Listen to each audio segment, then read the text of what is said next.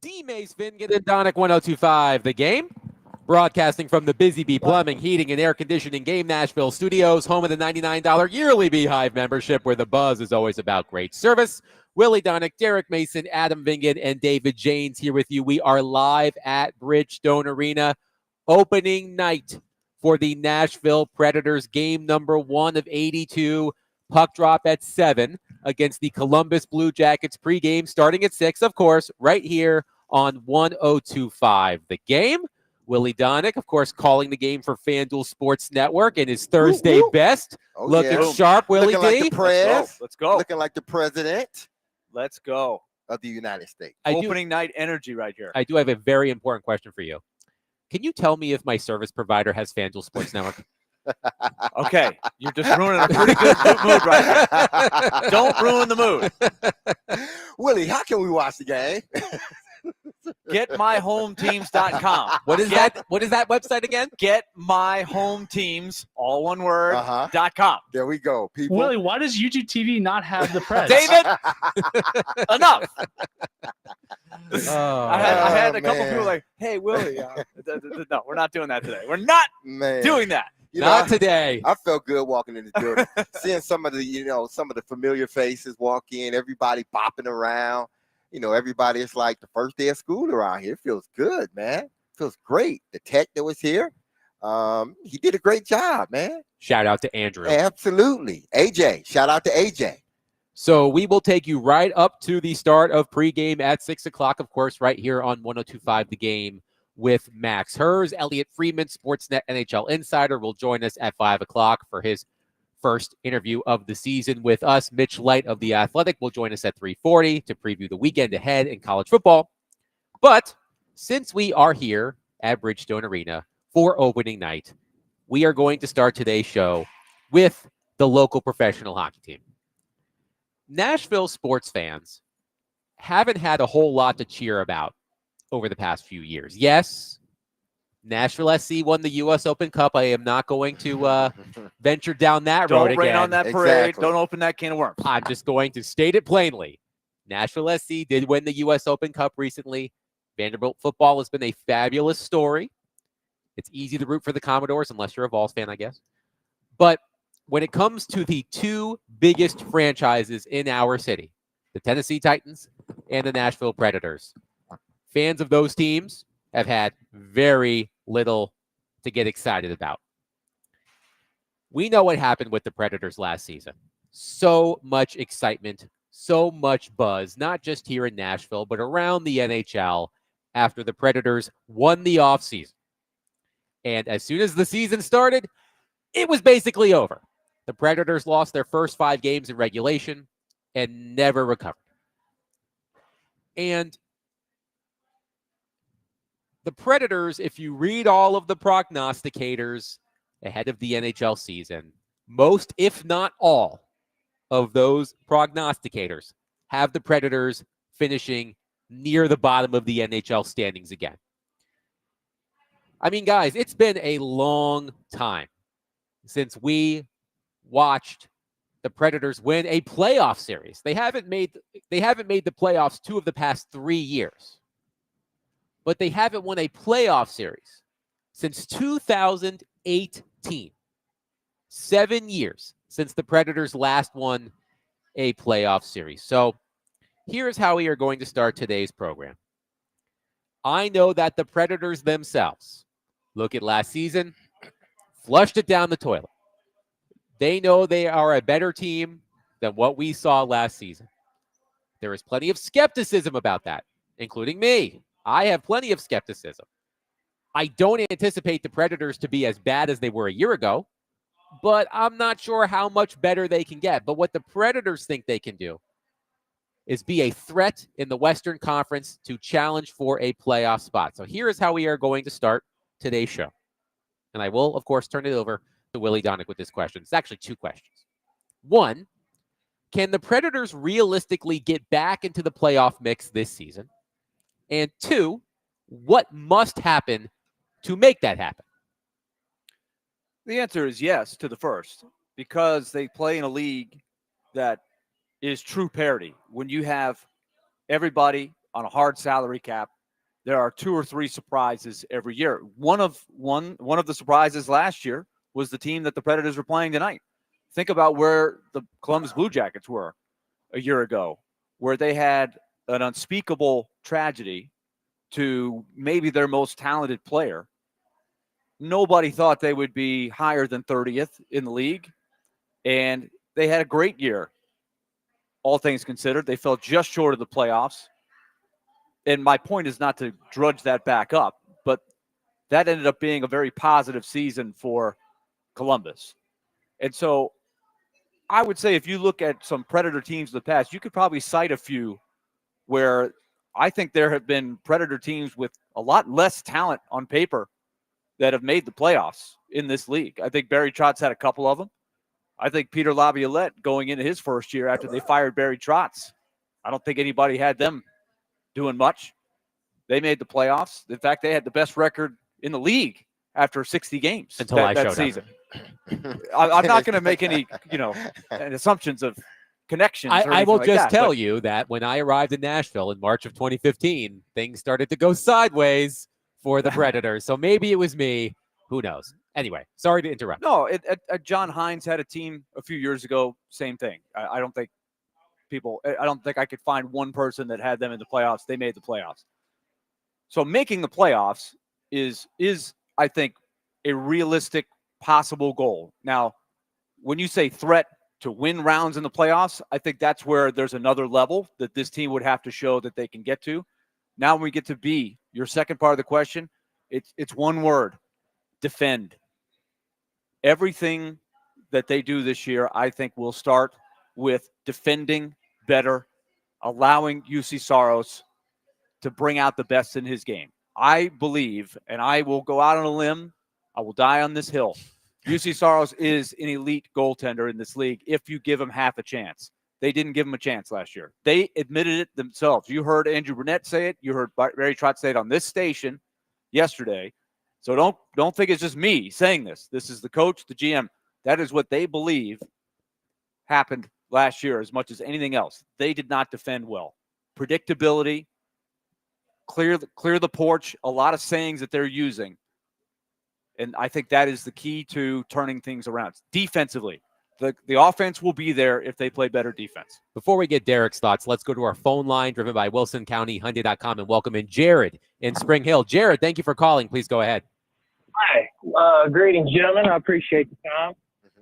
I'm a newer fan of the Preds, at least especially trying to follow them more consistently. And so for my background in football and in other sports, there's a clear identity for teams Titans for a while were a play action first team, that kind of thing. So what's the Preds' hockey version of that, and something that we can kind of look forward to? Do they have identities or philosophies and things like that?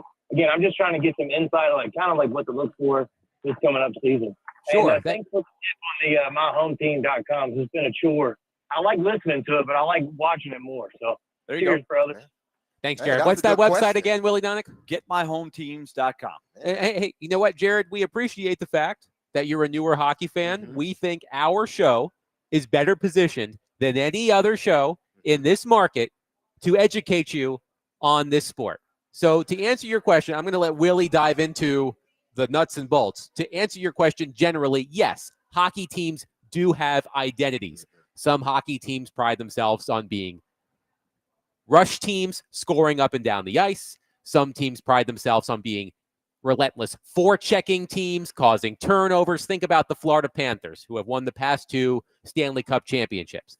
They are a relentless forechecking team. They dump the puck in, and they beat you to the puck, and they beat you up trying to get to the puck, cause turnovers, and score that way. Their identity is their physicality. Yes. But Willie, Jared's question, how would you describe this Predators team identity? It's a great question because I think in any sport, a good team can tell you what their identity is. Yeah. You show me a good team and you pick a sport, I don't care what sport it is, they'll tell you this is our identity. This is what we're about. And the reason it's a great question is this team lost their identity last year. They were not on the same page at the start of the year. There wasn't a good buy-in. There was a bad start. and they spent the whole rest of the year trying to figure it out, trying to recapture it, and they really never did. 2 years ago, you used the word relentless. They put it on hats. They put it on shirts. Yes. Because they were so good at it. Once they got it, they had a slow start that year. But the relentlessness was their identity 2 years ago.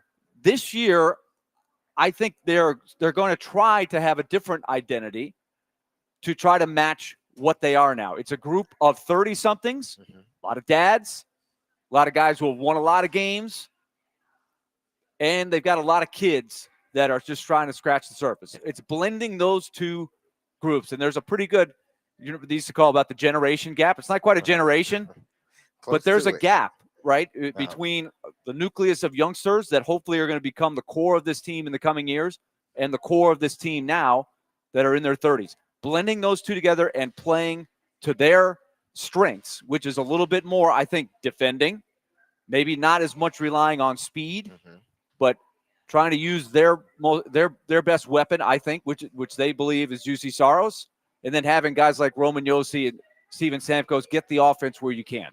One texter says, it's nice to have optimism about a team coming off their worst year ever when basically nothing changes. Reminds me of the Titans about 6 weeks ago, but the Preds getting way more hype. I would disagree with that final part. I don't think the Predators are getting hyped at all. As I just said, if you go to any hockey website, go to ESPN.com, go to sportsnet.ca, go to The Athletic, read the season previews. Every single one of them, and this is not hyperbole, every single one of them expects the Predators to miss the playoffs and more likely than not be back in the draft lottery next spring. And I'm not here to tell you that they're wrong. I think that absolutely can happen to this team. They could find themselves back in the lottery. So the idea of them getting way more hype is incorrect. No, they're not getting any hype around the league. You asked me, is there a pathway back to the playoffs? And I think there is. I'm not so sure. You don't think there's any pathway? I'm not saying there's no pathway. I said, is there a pathway? You said, I'm not so sure. So clarify. I am not going to completely disregard the idea that they can make the playoffs, but I think so much has to go right. And this is a point we made earlier, either this week or maybe last week. I can't recall. All of the days with you guys run together because I love you so much. They missed the playoffs by 28 points last season. You look at some of their numbers, their shooting percentage and things like that, some of the lowest numbers in the salary cap era. They were incredibly unlucky. And I think they're going to be better than they were last season. But I'm not sure I see a path to them improving by as many points as I think it's going to take for them to make the playoffs. We can dive more into that, but that's my general opinion on the state of the team. Derek, I wanted to get one thing you said I think is true. Yes. A lot has to go right. I think they know it in that locker room down there. I know it. But when you say, is there a path? Yes, there's a path. But I'm not the least bit surprised that Andrew Brunette is the number one coach on the hot seat and that nobody thinks the Predators are going to make the playoffs. I'm not the least bit surprised at that at all. Let's say I think the path to the Predators making the playoffs is about the width of a tightrope. Like I'm just not there. I am willing to be wrong, but I'm just not there. Derek, I do want to get your thoughts on something generally. You weren't on too many bad teams in your NFL career. Yeah. What was the worst team you were on in your career? Oh man, from a record standpoint, it may have been my last season here. So that's different though, because you left. What I wanted to know is how it feels in a locker room. Oh, what I mean, we've after had that kind of season. Yeah, we've had like seasons where we went to the playoffs and then because of injury, we were struggling and we found ourselves out of the playoffs. And that, depending on how it all happened, that offseason is important because one, if it happened because of injury, then you want to make sure you get those guys back 100% before camp start, because these are the guys that you depended on at the beginning of the season last year and they were injured. So that causes your season, if you don't have enough good backups, that causes your season to be derailed. Now, in that situation, we had frontline guys go down and backup guys go down. So it's hard to, win when that happens. But then the next following season, you can identify, okay, it happened because of this. So now we are better at that. So we should be better because the prior year to us being bad, we were a good team and nothing really changed other than the injuries. But you asked the question, can the Predators do it? The likelihood of them doing it.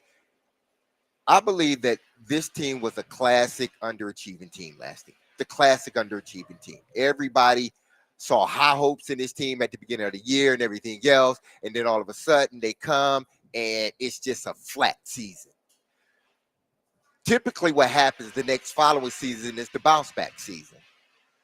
These guys, if you look at all of their careers, this is probably the worst they played. The year prior probably was the best they played. So I think you're going to get somewhere in the middle. They are like the Titans, but maybe in a better situation because they have more top-end players. When you have a bunch of top-end players, some top-end players, but then your bottom of your roster is young, those top-end players must hold their own majority of the time, because if they don't, what happens is now these guys that are third-line guys or young guys, they got to pick up the slack. Like the Titans, it doesn't work. So in order for them to have a better season, those guys that they tasked to play well, they need to play well. Barring injury, they need to play well. And obviously that helps UC Soros. Let's quickly go to Ricky on our phone line, driven by WilsonCountyHunting.com. Ricky, thank you for calling. Please go ahead. Hey, good afternoon, guys. I think it's funny that Derek Mason, the non-hockey guy, just stole a whole bunch of my points. Where I'm going to go was real quick. I did a show last night on my podcast, and there was a talk that 13% was the magic number that the free agent signings last year were down from their career totals. That's an anomaly. That's not going to happen to guys like Stamkos and Shea 2 years in a row. Also, I was speaking to an ex-player last night, and one of the great points he made was, it takes a while to get accustomed to a new city. Your driving route to the arena is different. Your pregame meals where you go to eat is different. Just sleeping in a different city sometimes throws guys off. It was an adaptation year. I think the Preds bounce back, and not only do I say they make the playoffs, I think they're going to be very competitive this year.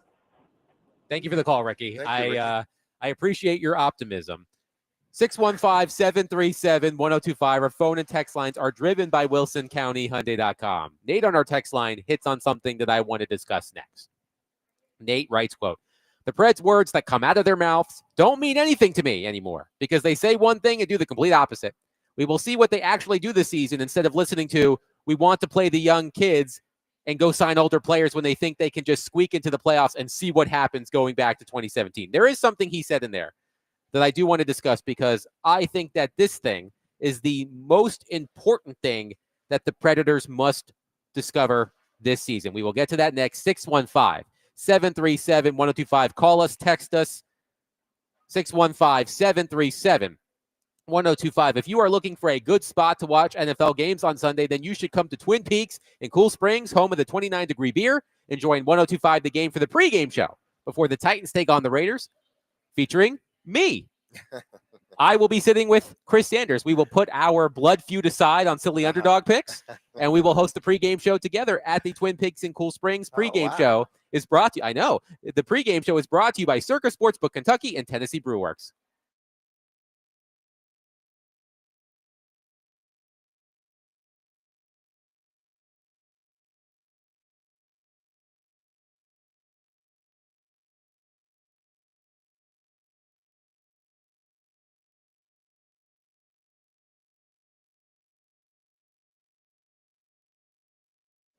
Derek Mason here, and if you injured yourself in a motorcycle accident, go to lawtigers.com for your free case evaluation. Even if your accident was months ago, you have nothing to lose by calling Law Tigers. Look, insurance companies want to pay out as little as possible, or frankly, nothing at all. Law Tigers make sure you get the compensation you deserve and doesn't get paid until your case has been settled.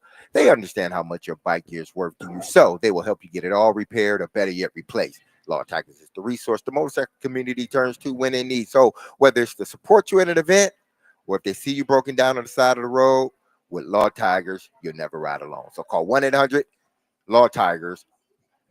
Call 1-800-LAW-TIGERS or visit lawtigers.com. Law Tigers is powered by Freeman and Fuson, and you can find them in Nashville, located at 2126 21st Ave South. That's Law Tigers, Tennessee's motorcycle lawyers.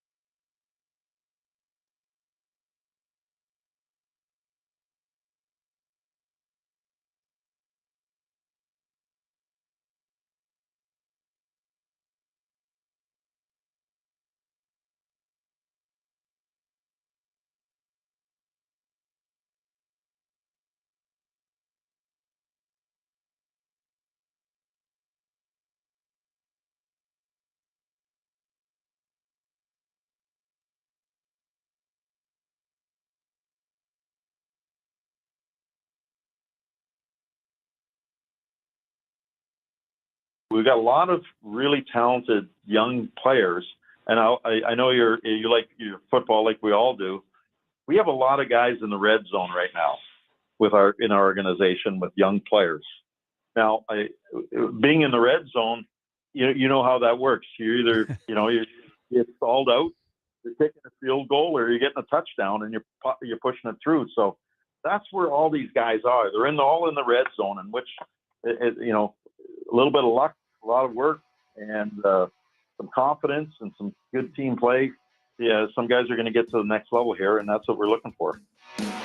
That was Predators GM Barry Trotz on our program on Tuesday. Willie Donick, Derek Mason, Adam Vingan here with you, presented by Bax Homeworks, which transforms kitchens, bathrooms, and living spaces into places you can't wait to come home to. Get a free estimate right now at baxhomeworks.com. I liked that analogy from Barry Trotz. The Predators have a lot of young guys in the red zone. Based on the expected lineup for the Predators tonight against the Columbus Blue Jackets, Nashville will have 7 players in that lineup aged 25 and under. Spencer Stasny, Adam Wilsby, Justin Barron, Ozzy Weisblatt, Fedor Svechkov, Joachim Kemmel, and, of course, Brady Martin, the 18-year-old, who will be the second youngest player in Predators history at the time of his debut, trailing only Scott Hartnell. Alex Daugherty of the Tennessean pointed out that Nashville's opening night roster has 4 rookies on it. That's the most the Predators have had on an opening night since 2003-2004, when Dan Hamhuis, Jordan Tutu, Merritt Zidlicki, and Wade Brookbank debuted. To me, what Barry Trotz was talking about there, the young guys in the red zone, to me, that is the most important thing of all this Predator season. How many of those young guys can cross that so-called goal line? The Predators desperately need young difference makers. Brady Martin is going to get an opportunity tonight to center the number 1 line with Philip Forsberg and Ryan O'Reilly. Predators fans hope that Brady Martin can hold down that position for years to come. But to me, Willie, before we get back to your calls at 615-737-1025, what Barry Trotz said there, how many of those young guys can cross the goal line? That, to me, is more important than anything else this season. I don't know how many will cross the goal line this year. It would be nice. But I think if they got inside the 10, they got first and goal. That's fair. That would be good. I think the key is, how many cross? They're not all going to cross the goal line. Correct. They have, for example, 11 first-round picks. This was Barry Trotz the other night on our show. They have 11 first-round picks in the system right now. Mm-hmm. Some of them are here. More of them are in Milwaukee. And a handful of them are either playing in juniors, playing college hockey, or playing somewhere in Europe. They're not all going to become stars. The key is when you flood the system with guys, and they're all between, say, 18 and 21, the key is, where are they in about 3 years? Are they now the nucleus that are going to pick up the slack for maybe a Roman Josi who's in the last year of his contract at that point, for example, or Philip Forsberg, who might be more of in the back 9, the aging veteran, the post-Marchessault Stamkos. That is the vision of Barry Trotz. So we'll see if they roll out of playoff contention. I think you'll see them roll more to playing all of the kids. I think there'll be a balance. But what Barry Trotz stressed is there's flexibility on the roster. There's not a lot of people blocking kids from getting an opportunity, right? So you mentioned the number of guys that are 25 and under. 25 and under. Luke Evangelista will add to that list once he gets his visa. I don't know all the things. He's not eligible right now. He'll be back in there. There's another guy who's still 23, but he's already had a couple years in the league. So there's a lot. It'll be different numbers during different times of the year, but the key is over the next 2 or 3 years, what does that group do? Here's what I don't need, Derek. I don't need any Diego Pavia-like red zone turnovers when it comes to these young players. Well, there's going to be a couple. But of course. But I look at it from this standpoint. When you're talking about the red zone, it's about it's the how and the who. The how is, how do we get these young guys? Because you talk about Brady Martin. Mm-hmm. He's going to be with the first line. Yep. You got to look at him as, say, your quarterback. How do we protect him and get him to be the best in the front line? Because if we don't protect him and if we just let him and say, go out there and be who you are, we're not going to try to. This the big leagues now. We taught you, you figure it out. It's not going to work for him. It's going to be too much. How does that first line protect him? How does the coach protect him? Okay, so that's the how. How do we protect our young people? Because yes, we want them to help, but we don't want them to have to lead the team when you got a bunch of veteran guys that are capable of leading it. Because I think if they have to lead, you're gonna see more guys that fall off that you see stand up for the fight. So it's the how, and then it's the who. Okay, we did this. Now who's gonna step up? Yeah. Which one of you young guys are gonna step up? Because we did all the things that we needed to do. And like you said, this is not gonna be like they're gonna do it this season. This is gonna be a process for the next 3 seasons. And the 3rd season may be when they enter into the end zone, and that may culminate into a championship. But the process is for the next 2 to 3 years, we gotta figure out a way to protect these young guys, and then while protecting them and them progressing, who's gonna step up once that happens? Let's go to our phone line, driven by WilsonCountyHunting.com. Welcome in Dylan and Antioch. Dylan, thank you for waiting. Please go ahead. Hey guys, as a national sports fan, first off, I am just overjoyed hockey season is here. So I am stoked for tonight. But yeah, about Brady Martin, I was there at the draft party that night, and the vibe in the building when he got drafted was sort of unexpected, kind of like wait and see. And I don't think anybody, if you gave him true serum, would have expected him to make the opening night roster. It was like, well, we drafted Brady Martin, now let's let him marinate in Milwaukee for a couple of years. But I'm excited for Brady Martin, and I just wanted to ask you guys, what do you think? What are some reasonable expectations? What are some traits? What should we watch for as fans tonight with him? And I just wanted to hang up and listen, guys. Hey, go Preds. Thanks, Dylan. Before Willie, I want you to get to that. As I said, Brady Martin is going to be the 2nd youngest player in Predators history on the day of his NHL debut. Only Scott Hartnell, roughly 25 years ago, was younger than Martin when Hartnell played his first NHL game. Martin was one of 5 players in the 2025 NHL draft class to crack a season opening roster. So think about all of the players who were drafted in June.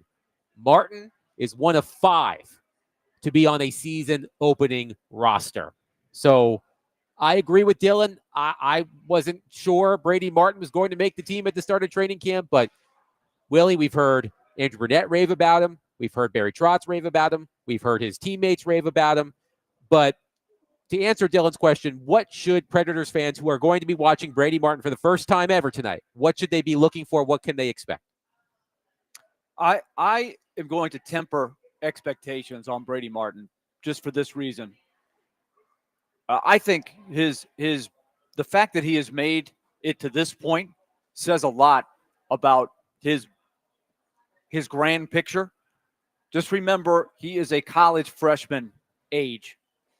He's about 6 years younger than Diego Pavia, just for perspective there. He's 18. How old is Diego Pavia? 24? Diego Pavia is 24. Okay, so 6 years younger than Diego Pavia, who's playing college. Okay. So Brady Martin, remember the unique thing about his situation. You can't send him to Milwaukee. The caller just said send him to Milwaukee for a couple years. Cannot do that this year. In fact, I don't know what the deal is next year. Like you've got to be 20, right, to be able to go to Milwaukee. I think, as of right? now, yes. As of now, players drafted out of the Canadian Hockey League, which encompasses 3 junior leagues. Yeah. Players under the age of 20, if I'm not mistaken, are ineligible to report to the American Hockey League. So junior hockey in Canada is basically high school, right? It's high school age. Now, it's the best high school. Imagine the best high school players in basketball across the country or in football across the country, all playing in the same league across the country. It'd be a pretty good league. But the fact is, it's high school age, right? Those guys are going to prom. He's eligible to play in that league next year. So he is really young. So that being said, he's passed all the tests. He's done a really good job. They want to keep him around because it's going to be hard for him to develop against high schoolers this year. But unfortunately, they got to send him there. There's nowhere else to send him. So that's part of the reason he's here. But the other reason is the reason he's in the lineup tonight playing on the first line is he's absolutely earned that spot by passing all of the tests. But let's not put the Connor Bedard, Connor McDavid kind of label on him yet.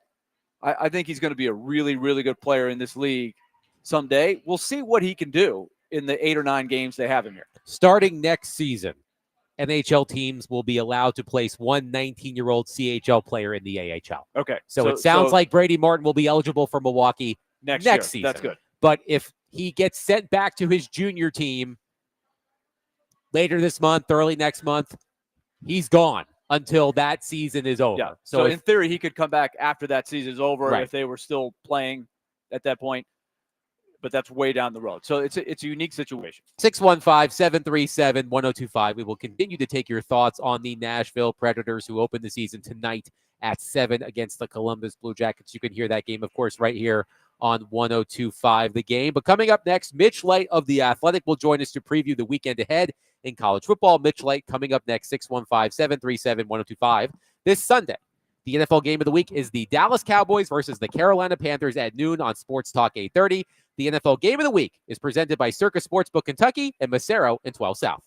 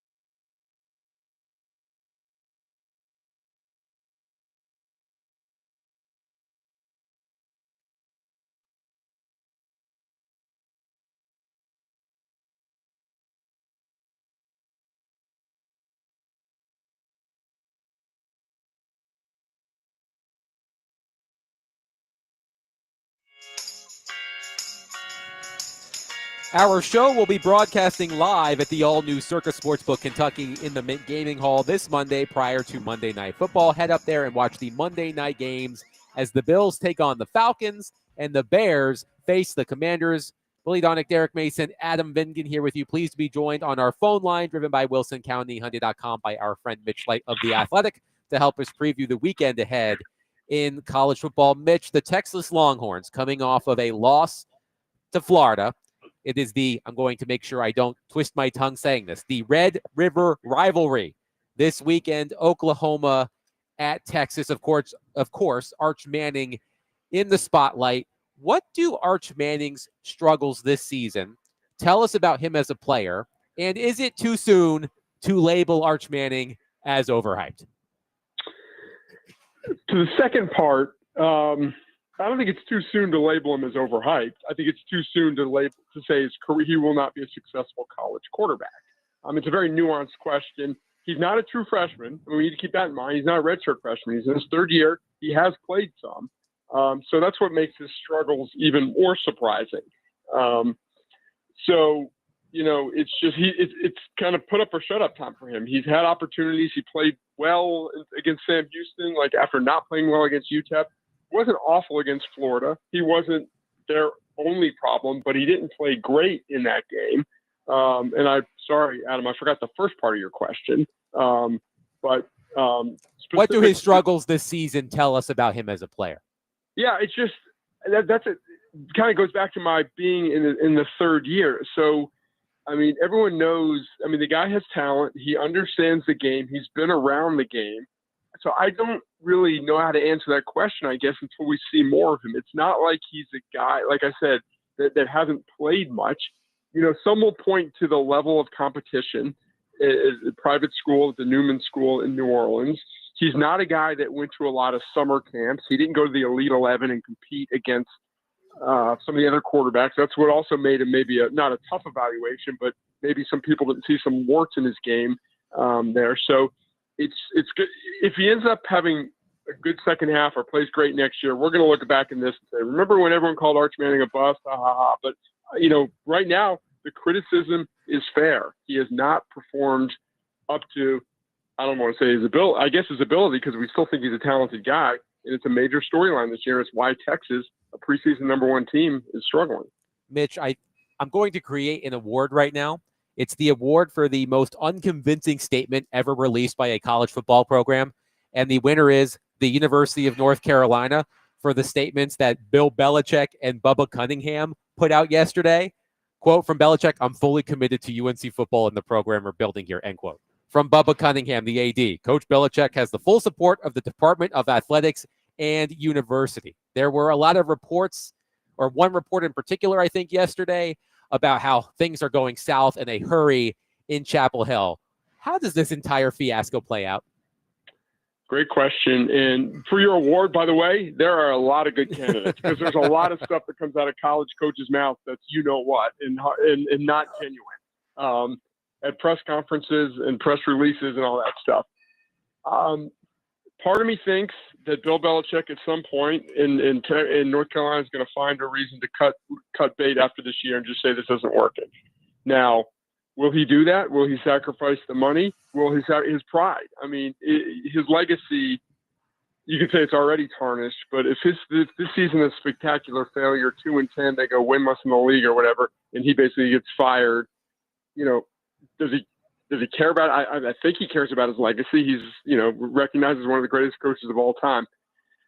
So I'm struggling to figure out how this thing is going to end. They are so bad. Their evaluations in the portal weren't good. The arrogance of that staff that they thought they could just coach them up. It's proving to be false. My guess is he's not the coach at North Carolina next year, but that would be another amazing offseason storyline. We'll talk with Mitch Light of The Athletic discussing college football.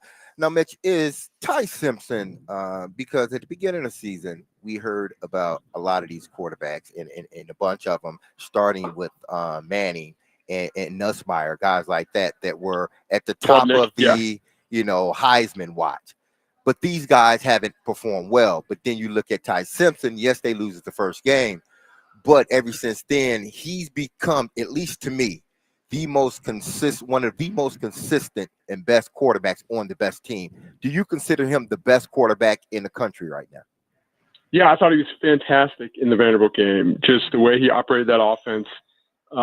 He's mobile enough. He's not, we wouldn't call him a runner, although as Sean McDonough did mention, coming out of high school, he was considered a dual threat. He's mobile enough to escape the pocket and pick up the yards. He just keeps his head upfield all the time, seems to make the right reads. He did throw that one interception, but that's his only pick of the year. So, he's throwing to very good wide receivers and a good tight end.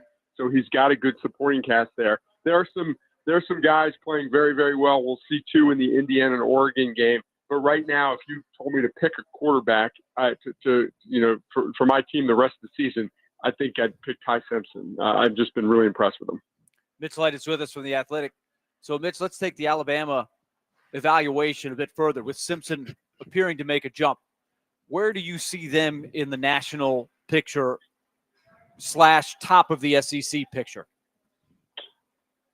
I think they're really, really good, but I think that there's so many teams in the SEC that can beat each other. Like they go to Missouri this week, a very good team. Missouri's interesting because they have not played a road game yet. This is their 6th straight home game to start the season.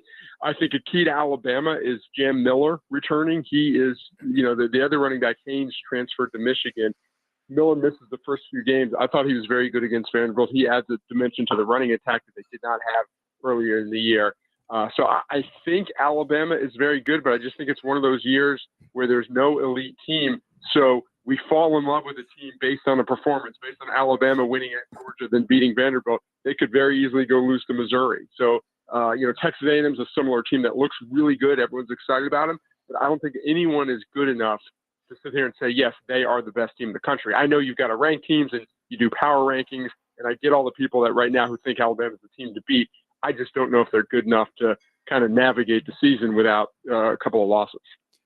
What are you hearing on John? Is it John Mateer, the quarterback for Oklahoma? What are you hearing about his hand? And I know, it just seems to me it's a stretch that a guy could repair a broken thumb area or hand area so quickly and be effective anytime like they're talking. But tell me what you're hearing there. Well, no great insight, just hearing, what's been said. He was listed as questionable, which was interesting because Brent Venables at his Monday or Tuesday press conference said, I think he basically said, yeah, he's back at practice, but he's not really he called it good on good. He's not doing anything good on good. Obviously he's not getting hit. He wouldn't get hit anyways, the quarterback. But I'm with you. I think it's one of those situations where they're going to list him as questionable. They'll probably list him as a game time decision. We'll turn on the game. He'll be in uniform, and then he won't start. That's my guess there. I'd be very surprised. And not that they are in position to college football. There's so few games you can't just take a loss. It's okay. But they're undefeated right now. It's not like this is a have to have it game. So I would doubt they would risk him in this game. As you watch Georgia week to week, in the same vein as what we just talked about with Alabama, they haven't wowed anybody the way they've played. Now they've got a tricky game at Auburn, a rival. The line is only 3.5, even though Auburn is unranked. Where do you think Georgia is in trying to keep the standard that they've set for themselves? Yeah, I don't think they're there right now. They're just kind of in that upper echelon group there. Obviously, they had opportunities to win the Alabama game. They took care of business against Kentucky, which right now, I get up to say Kentucky's the worst team in the league. The defense just does not absolutely scare you like it did in recent years. They gave up 371 passing yards to Tennessee. They gave up 280 to Alabama, a lot of that in the second half there. So it's going to be interesting because Auburn has struggled offensively.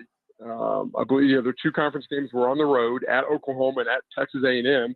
On paper, 2 of the 3 best teams in the league. So maybe that explains why the spread is so low there. Jackson Arnold really has not played very well at quarterback. The transfer from Oklahoma.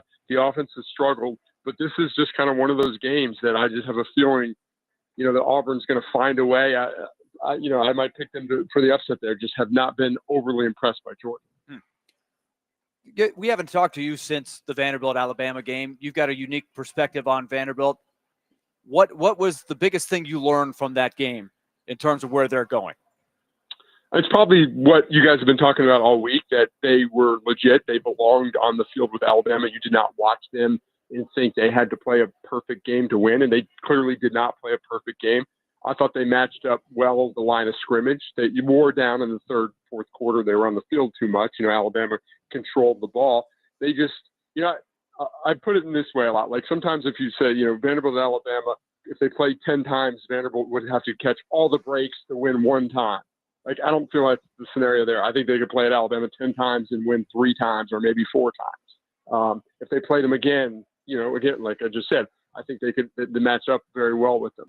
But it's very difficult to go on the road in any team you play to turn the ball over 2 times in the red zone. And we've been praising Diego Pavia for his decision-making all season long, and he made a poor decision. It's easy for me to say that. He thought he had Eli Stowers open for probably what would have been a touchdown, but it was an interception that, that kind of changed the game there. I don't really blame him on the fumble. I thought it was a great defensive play there. So I think Vanderbilt walks away from that game thinking more than ever that they can compete this year with any team in the league. All right. D. Mace picked Arkansas in his silly underdog pick. Is he crazy? Well, that's independent of this game, but yes. You know what? I when I first looked at it, I thought I saw somewhere where the spread was 7.5. I was like, no, that cannot be the case. But it's not. It's like 12.5 there. Last I checked, it was 12.5. Yeah. It's actually 11.5 that I'm looking at now. So it's come down slightly. Oh. Okay. The thing that's intriguing about this, it's like the first game under their interim staff. Now, obviously, like Bobby D. Mace has cited that. In fact, we've called for Bobby Petrino. I like your word, intrigue. Yes, we've called for Bobby Petrino to ride in on a motorcycle and wear the neck brace. Yes. So I would feel better about the uncertainty if the offensive coordinator were new, but Bobby Petrino was calling plays before. Now they got a new interim defensive coordinator, Chris Wilson, who was the assistant defensive line coach. So I'm sure they'll be doing some things different defensively, maybe that Tennessee hasn't seen on film. The problem is Arkansas's personnel on defense just isn't very good. I mean, they gave up 41 to Ole Miss, 32 to Memphis, 56 to Notre Dame. They're last in the league in total defense, second to last in passing defense. So I admire the pick. I realize you got to pick an underdog in the underdog picks, but I do not see this one coming through. They just got to score one more point than the opposition. That's all. Brilliant analysis there. Mitch Light of The Athletic has been our guest on D. Mace, Vingan, and Donaghy. Joins us every Thursday. Mitch, great stuff as always. We'll catch up next week. You sure you don't want my hockey analysis for tonight, Adam? Or are you guys good? You probably have to go to break, right? We've got a few seconds. Oh wait, that's my other line ringing. I better go. All you had to do, it was teed up for you. Just say score one more goal than the opposition. Yes, absolutely. Thank you, Willie. You know what, Willie? The goal tonight is to score one more goal than the opposition. Boom. There you go. That's going to be our expert hockey analysis by Mitch Light. Mitch, thank you very much. All right, take care, guys. Yep. 615-737-1025. Willie said something the other day as we were discussing the Tennessee Titans that I want to unpack because I think it's an interesting, I don't know if dilemma is the right word, but it's interesting nonetheless. And we will do that coming up next. 615-737-1025. Saturday's college football game of the week is South Carolina versus number 11 LSU, Vanderbilt's next opponent, by the way, at 6:45 p.m. on 94.9 The Fan, presented by Twin Peaks Restaurants and Circus Sportsbook Kentucky. Coverage is also available on the Game Nashville app and at thegamenashville.com.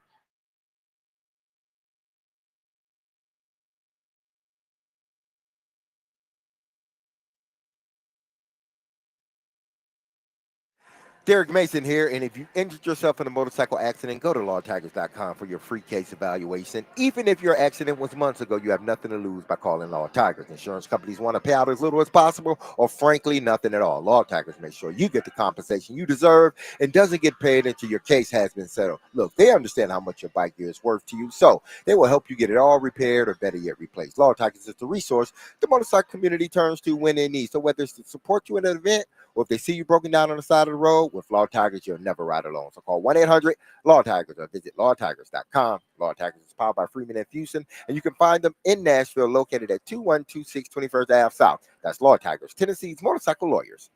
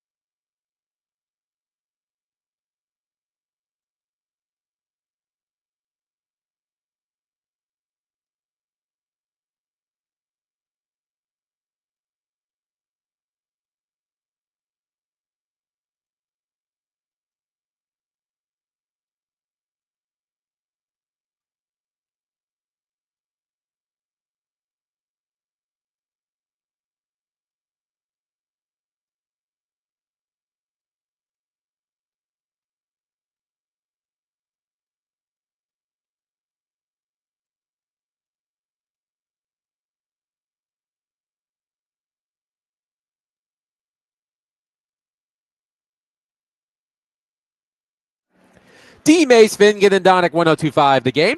Broadcasting from the Busy Bee Plumbing, Heating, and Air Conditioning Game Nashville Studios, home of the $99 yearly Beehive membership, where the buzz is always about great service. Willie Donick, Derek Mason, Adam Vingan, and David Janes here with you. We are live at Bridgestone Arena. 3 hours from puck drop on the Predators 2025-2026 season against the Columbus Blue Jackets.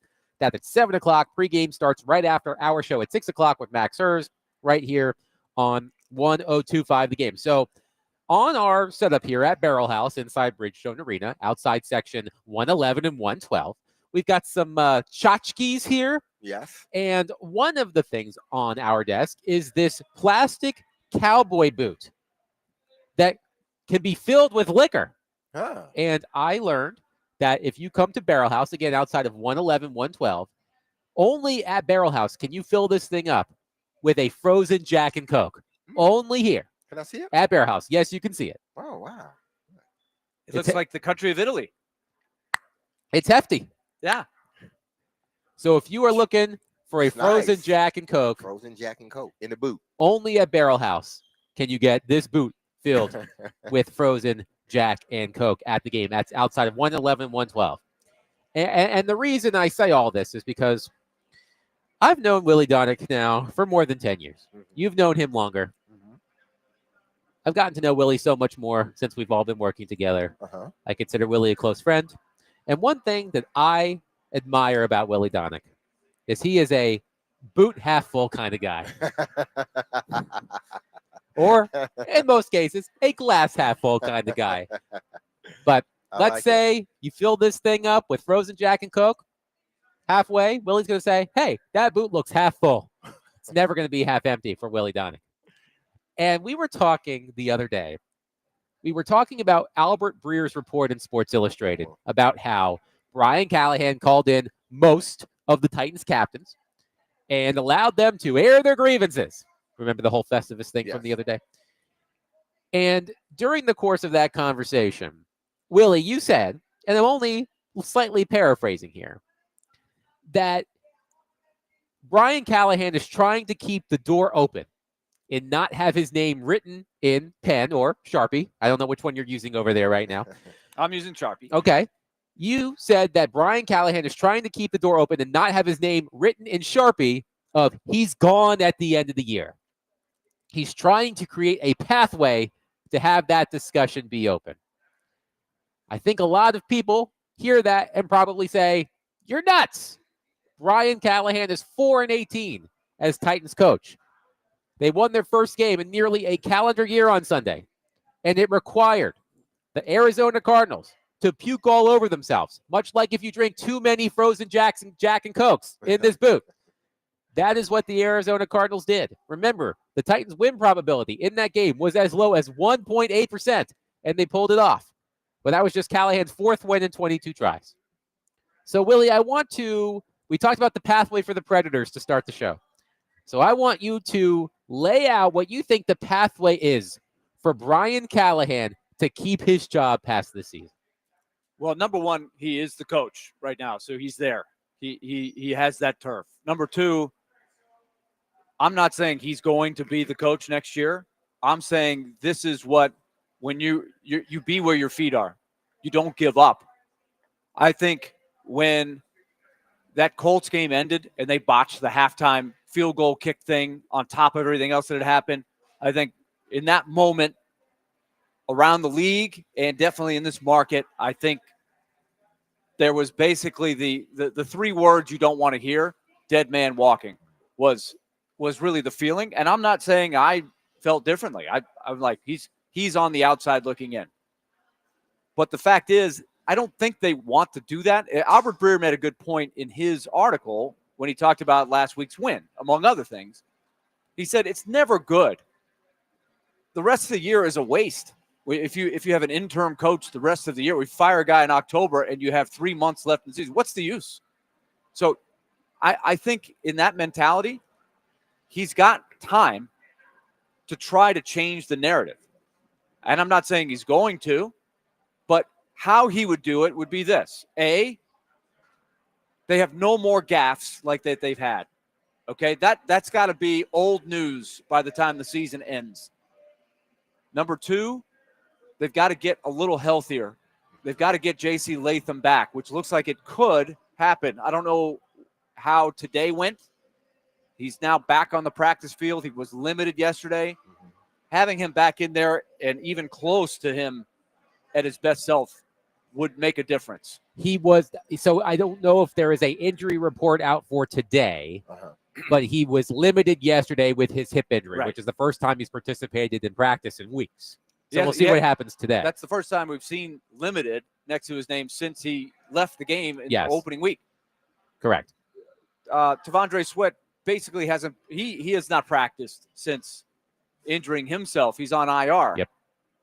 Those are two incredibly important players in the now and in the long term. Latham was back on the practice field today. No injury report yet, but he did practice again today. So we'll see if he did more today. It's Thursday. You got a little time. I think they're trying to see if they can get him up this week.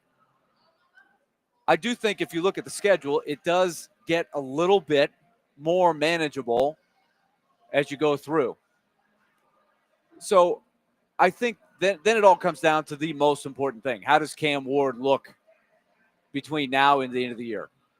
One of the things about being so bad at the beginning of the year is that you have nowhere to go but up in a lot of ways. And so if you just think about how much better everybody felt on Monday, even though it was a fluky win, still felt a lot better. They had some positive things happen.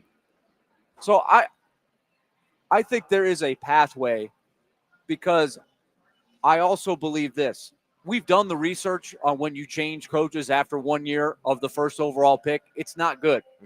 So if it's close, he should get the benefit of the doubt. He's got to make it close to where there's an argument to keep him. So I believe he can do that. A lot of things have to go right. He's still on. Let me make it clear. He's on the outside looking in. But I think there is a pathway if his team can play spunky, play smart, and they lose because of their roster and they don't lose, and the story is, hey, the coaches screwed it up, then he's got a chance. Derek, do you share Willie's optimism? There's always, unless, under extreme circumstances, there's always a pathway to redemption, especially when you're so early in the season. Listen, I do believe the pathway is Amy. That's what it is. If she can, because what did they preach at the beginning of the season? Patience. That's what they preached. They didn't give anybody he needs to go 9 and whatever, or he needs to win X amount of. They said none of that. Here's one thing I remember. Sorry, Derek. Here's one thing that I remember. I just wanted to say it before I forgot. That story that Teron Davenport and Jeremy Fowler wrote at the beginning of the season. It was about Cam Ward and the ways that the Titans can avoid the fates of Bryce Young in his first year and Caleb Williams in his first year. I believe the term that Teron and Fowler used was modest progress. If the Titans can show modest progress, that could be enough for Callahan to retain his job past this season. So I just wanted to get that out there because I was about to forget. Please continue. No. I mean, they never gave a definitive, this is what needs to happen. Why would they do that? That would be basically malpractice, because as soon as one of those things don't happen, everybody's point, we want the coach fired, because you've already labeled out what you need to see. They left it sort of in the open. They just left it in space so they can interpret what, success or what development looks like in regards to this team. So the pathway to me is Amy. Is she in the upper management going to be true to their word? Are they going to allow patience in all of this? Knowing that if they fire this man in the middle of the season, like Willie said, you still got 8 weeks left, 3 months left. And then you're going to have to start over again looking for another head coach. And I know some people really don't care about that. I get that part. Some people are probably like, man, he needs to go, period. I don't care. Exactly. They just want somebody out. Remember the bloodlust? They just want somebody out. I understand that point. I don't know if you can fill this boot up with bloodlust. Oh, you probably I'm sure can. You could. But to me, if Amy and Borgonzi and Brinker stay true to their word, he's already relinquished power as an offensive coordinator. I don't think he ever gets that back, even if he keeps his job. And are they seeing him develop the way they want him as a coach? And are they seeing the quarterback develop the way they feel he needs to? So first it starts with Amy.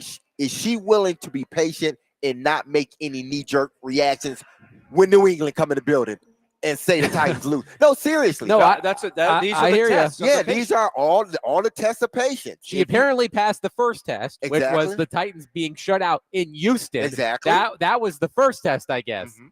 I mean, Brian Callahan had to. Was that the first game with that? Okay, so it actually happened before that, right? The relinquishing of play calling happened before the Houston game. Yes. Okay, so never mind. So Brian Callahan did not receive any sort of punishment for that. No, and my thing is, she, again, it's her team, do what she wants to. But I'm saying, if you on the front end said we're going to practice patience, we're going to be patient, and didn't give anybody any markers to look to. I mean, they got markers, I'm sure, but they didn't give anyone true markers to look at to say whether this coach is doing a good job or this team is doing a good job. They just said, hey, listen, this team needs to develop, period.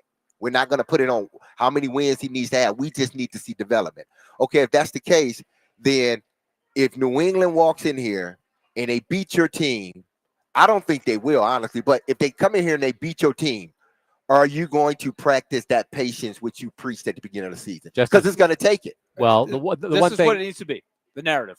The narrative needs to change from what it is now to once I gave up the play calling. Yes. The quarterback got better. The team improved. And we lost because the roster is Isn't subpar good, right yes. now. It's not. I'm doing what I can with what I have to work with. That's what he needs to get to. It will be difficult to do that. Yeah. Because it's hard not to look bad with the shortcomings that they have. But I would ask everybody right now, what did you think their record was going to be? 4-1? No. With they played good teams. Their record is about what I thought it would be. Connor Orr had them at what?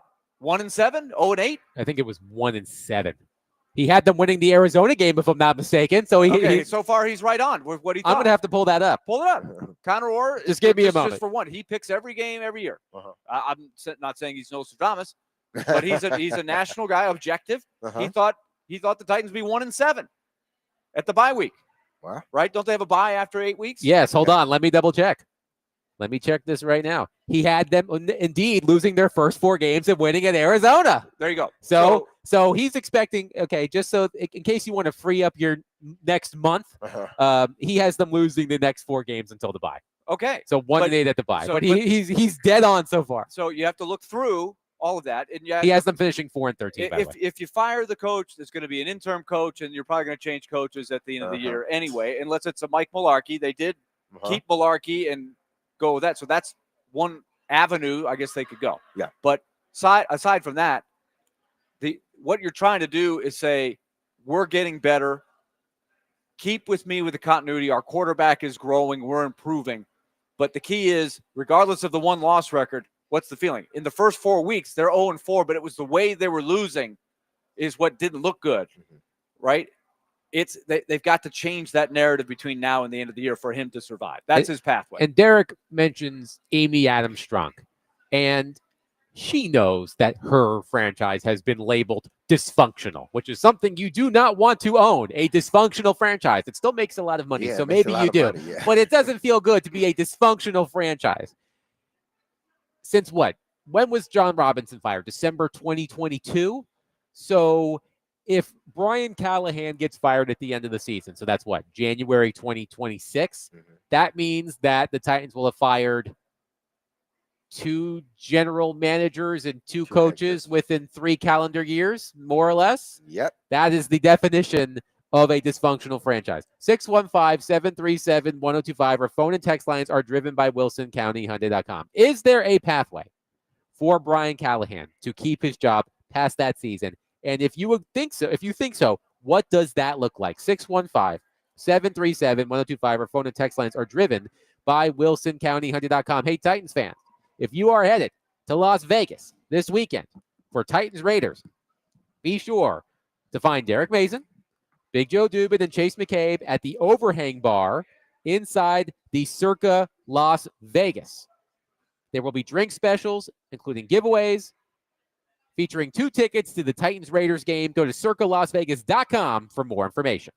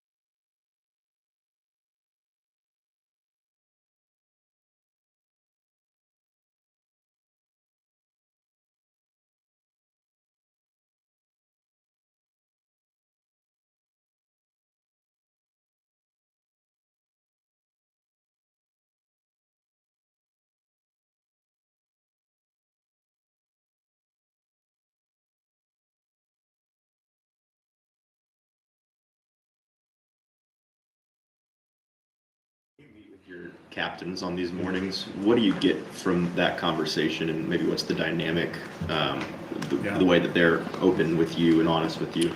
Yeah, it's really productive, I think, for all of us, both from my perspective, getting information, things I might need to know, things that I can try to help with, things that maybe they have, they'd like me to address in some way, shape, or form. Maybe it's as simple as a schedule tweak, or hey, look, this is how the team's feeling today. It just helps me get a pulse from them on what the team is, and they actually have a lot of conversation amongst themselves, where I just sort of sit back and let them talk. I'll offer some thoughts on the theme for the week, or some messaging that I want to get ahead of and give to them, so they can carry that message as captains of the team. And they're really productive. It's just a chance for us to take 20 minutes on a Wednesday morning for the start of the week and check in, make sure we're doing the things we need to do. And but I think the coolest part to me is when I get to just sort of step back and hear them speak to each other about leadership, about where we are as a team, what we need to see from them. They've all really grown quite a bit too. It's been a fun process to see, and to hear them talk to each other, I think, is really the thing that I enjoy most about it. And it's productive. I'm glad we do it. That was Brian Callahan yesterday talking about his meetings with his leaders. Of course, Albert Breer reported after the game on Sunday that last Wednesday, Callahan and most of the team captains met, and the captains spoke their minds, and Callahan listened, and it was sort of a rallying point. Although again, as I said, the Titans certainly benefited from the Cardinals puking all over themselves, which you don't want to do, especially if you're coming to Bridgestone Arena tonight for the Predators game. Drink in moderation, folks. But, the question we are discussing here, because it's something I heard Willie say at the end of our conversation in the first hour on Tuesday, is there a pathway for Brian Callahan to keep his job past this season? And what does it look like? I said earlier when talking about the Predators' playoff chances, I said their path is as narrow as a tightrope. And I think Callahan's is probably the same. If, let's just say, the season plays out the way that Connor Orr of Sports Illustrated said it would at the beginning of the season, and so far, he's 100% correct. He predicted the Titans to go 4-13, losing their first 4 games, and winning their first game in Arizona, which they did. He also has them losing their next 4 games and being 1-8 at the bye. So let's just say it plays out that way, Derek. Let's say the Titans go 4-13. Now, in Connor Orr's mock-up, which I closed the tab, of course, he has the Titans closing out, I think, maybe winning 2 of their final 3, 2 of their final 4. Let's say the season plays out that way, though, 4-13. And Callahan doesn't make any more catastrophic mistakes. He doesn't admit to not knowing a rule or some sort of operational mishap happens, like with the K-ball in the Colts game. As long as he avoids that, 4-13, you think that's enough? I would tend to say probably not. But again, they didn't give us a number that he needed to reach.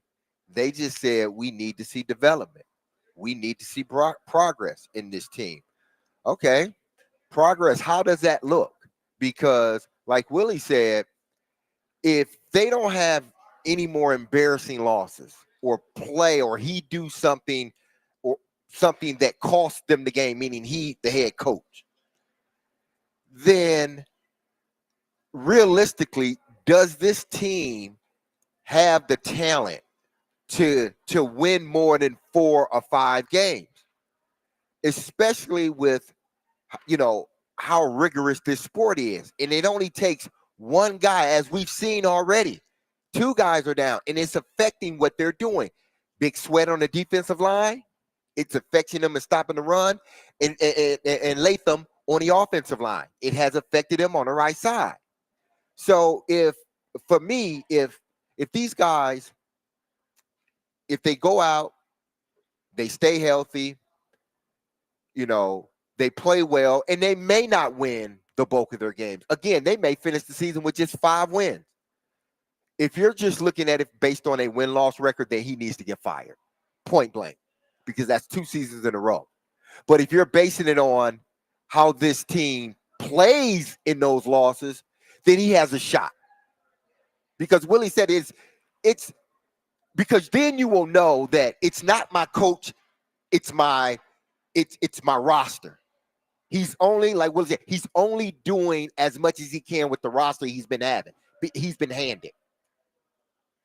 By the way, Willie, Connor Orr has the Titans winning 2 of their final 3 games, beating the Chiefs at home and the Saints at home before losing in the finale at Jacksonville.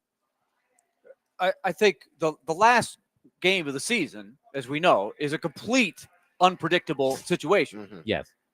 You may not want to win that game. The team you're playing absolutely may not want to win that game or is going to rest as many people as they possibly can. So that's one where I don't know how you could predict what will happen. Could you have predicted what happened in the last week of last season at the beginning of the year? Mm-hmm. That Joe Milton would do what he did to deliver Cam Ward to the Titans? Yeah, and the Titans, I don't know deep down what their plan was, but they were putting Will Levis back in, taking him out, putting Mason Rudolph back in when they knew Mason Rudolph wasn't going to be back. They did some odd things. There was a pass that Will Levis threw that was intended for one guy that another guy caught for a touchdown. And I don't even remember the guy's name. He's not there anymore. T. Martin? It's not T. Martin. It was something like that. I'm going to find out. But what we're saying is there's a lot of tight end Martin. If you're judging what happens with solely wins and losses, David Martin. This is my point, right? Who cares what happens? They were better off losing that game because they got the first pick. Yeah. So Tay Martin. Tay Martin. T-A-Y, not T. Martin. So he's a coach, right? T. Martin. Yeah. Sorry. Tay Martin. This team needs to pick high. They need to lose a certain amount of games.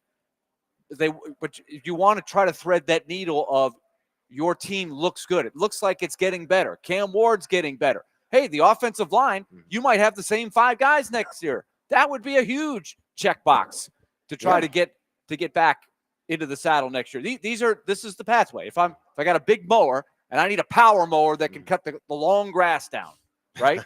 My pathway to sit, they got a lot of tall grass in front of me. I need a powerful mower.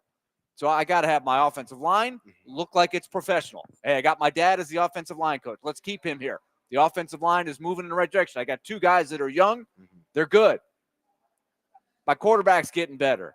Hey, I got a couple of young receivers. Maybe they're not going to be great, but they might be good, solid role players. DK's a really good return guy. Special teams rookie of the week. Eric Eilmaner's a nice second, third guy. Maybe. Gunnar Helm looks like a nice piece. These are the things that have to keep trending that way. That's what can get you through this forest of high grass. Hey, also, T. Martin was a national championship winning quarterback as well for the UT. That's right. You can't forget that. I'm very, very sorry, Vols fans. Yeah, you can't forget that. Hey, TK, you get it. T. Martin has a street named after him in Knoxville because of that national title. Tay Martin has no streets named after him. Zero. No statue. Maybe his high school Hall of Fame. Maybe. Yeah, maybe. Just maybe. Like Willie Donick in his high school Hall of Fame. Winter Park Wildcats. Shout out, baby. Woo, woo. Spelled wrong, but it's still there. It is spelled. It's spelled my first name wrong. That is true. But here's something. Respect. Here's something that I've been wondering about with Brian Callahan. Oh man. Brian Callahan wasn't hired to be I think the common term is the CEO coach, right? Who oversees everybody else. He wasn't hired to be that coach. He was hired to be the next offensive whiz who calls the plays. And that did not work out. And those responsibilities are now with Bo Hardigree. And I can't imagine a scenario where Brian Callahan gets those play calling duties back. I think that ship has sailed with the Tennessee Titans. I agree. So I'm wondering about, you hire a coach for one purpose because of one thing you hope he can do. And he failed at doing that. So now he is taking on that more CEO type role where he is overseeing everybody else and making himself more available to the team so he could have these Festivus style airing of grievances. But I'm just wondering, is Brian Callahan cut out to be that kind of coach? That was not the kind of coach the Titans hired him to be. So does that work against him? That he is now coaching in a manner that was not the original plan? Of course it will work against you, because at least I believe they hired him mainly because they felt he was going to be a great play caller. Right. And the problem that some teams have is they have a head coach and then they have a great play caller. And after a few years, if that team's doing great on offense, what happens? The play caller gets a head coaching job somewhere else, and now we got to promote from within or go out and get somebody else, and we start the whole cycle over again. So they were trying to avoid that. They was trying to avoid if we're doing well, the offensive coordinator leaves. No, he's not leaving because the offensive coordinator is the head coach. Well, they found out, as he did, after a year and some games, that maybe, just maybe, you're not ready to be both. We're not saying that you're not a head coach, but you can't do what some of these other coaches are doing, these young coaches are doing, that are coaching as well as play calling. You have a hard time at doing that for whatever reason. So, okay, you delegate that to Bo Hardegree, and now we want to see how you manage this football team, because this is Miss Amy showing patience. Now we're going to just let you coach the team. We're not saying that you got to be in the offensive room all the time or the defensive room all the time. You get an opportunity, something that you didn't have before, to spread yourself evenly amongst every unit. So you get a feel of every unit in the building. And that in turn may help you as a coach. But this is it. Like, you need to show us you can be a coach now. You're no longer the play caller. You are a head coach. Let's see how you head coach on a Sunday. One texter on our text line, driven by WilsonCountyHundy.com, says, trade Simmons for our first and let's lose the rest of the games in shootout fashion with Cam Ward cooking, and we'll get the high picks and the development. I will just say I still am very much in the trade Jeffrey Simmons camp, although he is playing at an all-pro level. I am very much still. That means his stock is going up. Yeah. Yes. But your thoughts on let's lose all of the games and Cam Ward in shootout fashion and let Cam Ward cook? Yeah, I mean, I get that from a fan's point of view, because you want a higher pick, and you're sort of getting the best of both worlds in a sense in your scenario, that you lose every game, but Cam Ward is looking damn good on offense. Well, your defense is looking like trash. That's a negative, To me, it's hard to do. Point blank, you can't convince 52 guys to throw a game, or 52 guys not to play hard. You just can't do that. Maybe 1, 2, 3, yeah, and even that is tough. But you're not convincing 52 people, or 47, which they have on game day, to not play hard. So to lose every game, you must just be a bad team. But they're not just going to go out there and lay down and let whoever just score touchdown after touchdown after touchdown. So I understand what the caller's saying, when the texter's saying, but you don't want that. Because it took the Lions, when they went 0 and whatever, it took them 0-16. 0-16. It took them about 8 more years to dig themselves out of that hole, and they were already in a hole. Well, we know the Titans won't go 0-16 because they did win exactly last week. Titans They could go 1-16. They could do that. The Titans at Raiders Sunday afternoon in Las Vegas. Raiders favored by a field goal. Well, actually 3.5. Raiders favored by 3.5. Tennessee at Las Vegas. 615-737-1025. Our phone and text lines are driven by WilsonCountyHunday.com. Coming up next, a couple weeks ago, Derek Mason, he was pretty hard on a certain member of the Tennessee Titans. And that certain member of the Titans had a great game on Sunday. And I want to get into the wide receiver translator, which sort of gives away, spoiler alert, it's about Calvin Ridley. I already ruined it. 615-737-1025. We'll do that next. The DVD show, that's our show, is presented by Bax Homeworks, which transforms kitchens, bathrooms, and living spaces into places you can't wait to come home to. Get a free estimate at baxhomeworks.com.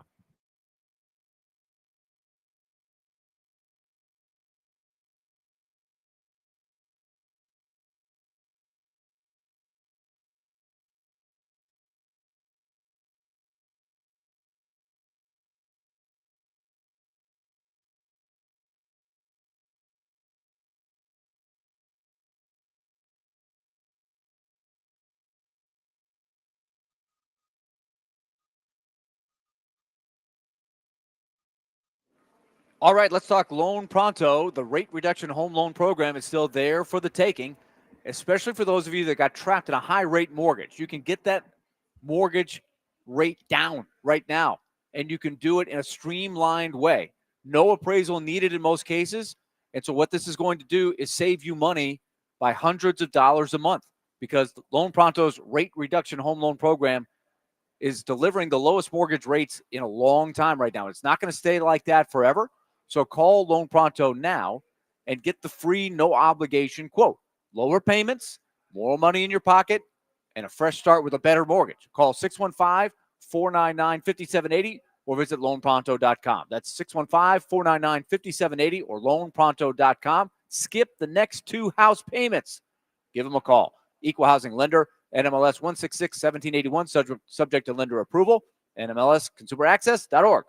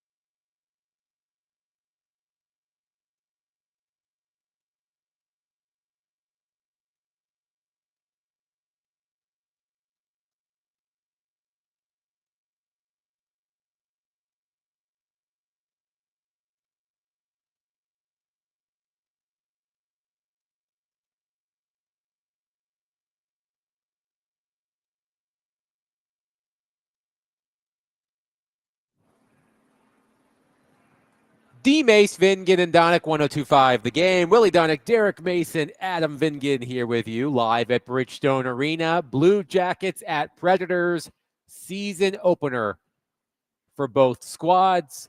7 o'clock puck drop, 6 o'clock pregame right here on 102.5 The Game. Sportsnet NHL insider Elliot Friedman will join us in roughly 15 minutes for his first chat of the season. Always look forward to talking to Elliot. Derek Mason, a couple of weeks ago, you were awful hard on Calvin Ridley, and he deserved it. He was bad in that game against the Colts. 1 reception on 7 targets. Through 4 weeks, perhaps the most disappointing receiver in the NFL. But he came through in the clutch for the Tennessee Titans at the end of the game in Arizona. 5 receptions on 10 targets for 131 yards. Let's start here. What did you see from Ridley on Sunday that had been missing the first 4 weeks of the season? Start catching the football. He seemed to be more consistent. in this game than he has been in previous games. I don't know why, his season, the last 2 years have started off very slow. Last year, I contributed it to, DeAndre Hopkins being there and Levis trying to, figure out now, Hopkins was his guy 2 years ago. Now we got this new receiver, and how do I implement him in? And it wasn't until they traded DeAndre Hopkins that Ridley started to flourish a little bit, with Will Levis and Mason Rudolph. But for whatever reason, I think Ridley's a good receiver. It's a really good receiver. He's just inconsistent. And I don't know where that comes from. I've watched him for a very long time from afar. His time in Alabama, loved him when he came out. His time with the Atlanta Falcons, when he got suspended, the first thing my saying was, the Titans need to go out and get him, trade for him, get him. He's a 1,300-yard receiver. Get him. They didn't. He ended up going in Jacksonville and then here. So I've always been, a pro Ridley guy. But he's been too inconsistent for me. And with a young quarterback, you can't be that inconsistent. Now, moving forward, hopefully like last year, his game picks up and he starts to take off. To your point on that, through 6 games last season, he had 12 catches on 36 targets for 183 yards. I believe it was the first game against the Colts. He was 0 for, I think maybe 0 catches on 8 or 9 targets. His first game without DeAndre Hopkins was that blowout loss to Detroit. He had 10 catches on 15 targets in that game, and he seemed to take off from there.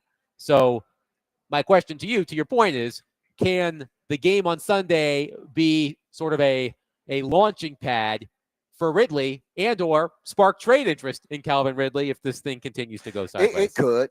I think what helps him and what can help Cam, get them some easy throws. Get them some easy throws and catch together. You're starting to do it with DK, with the screens.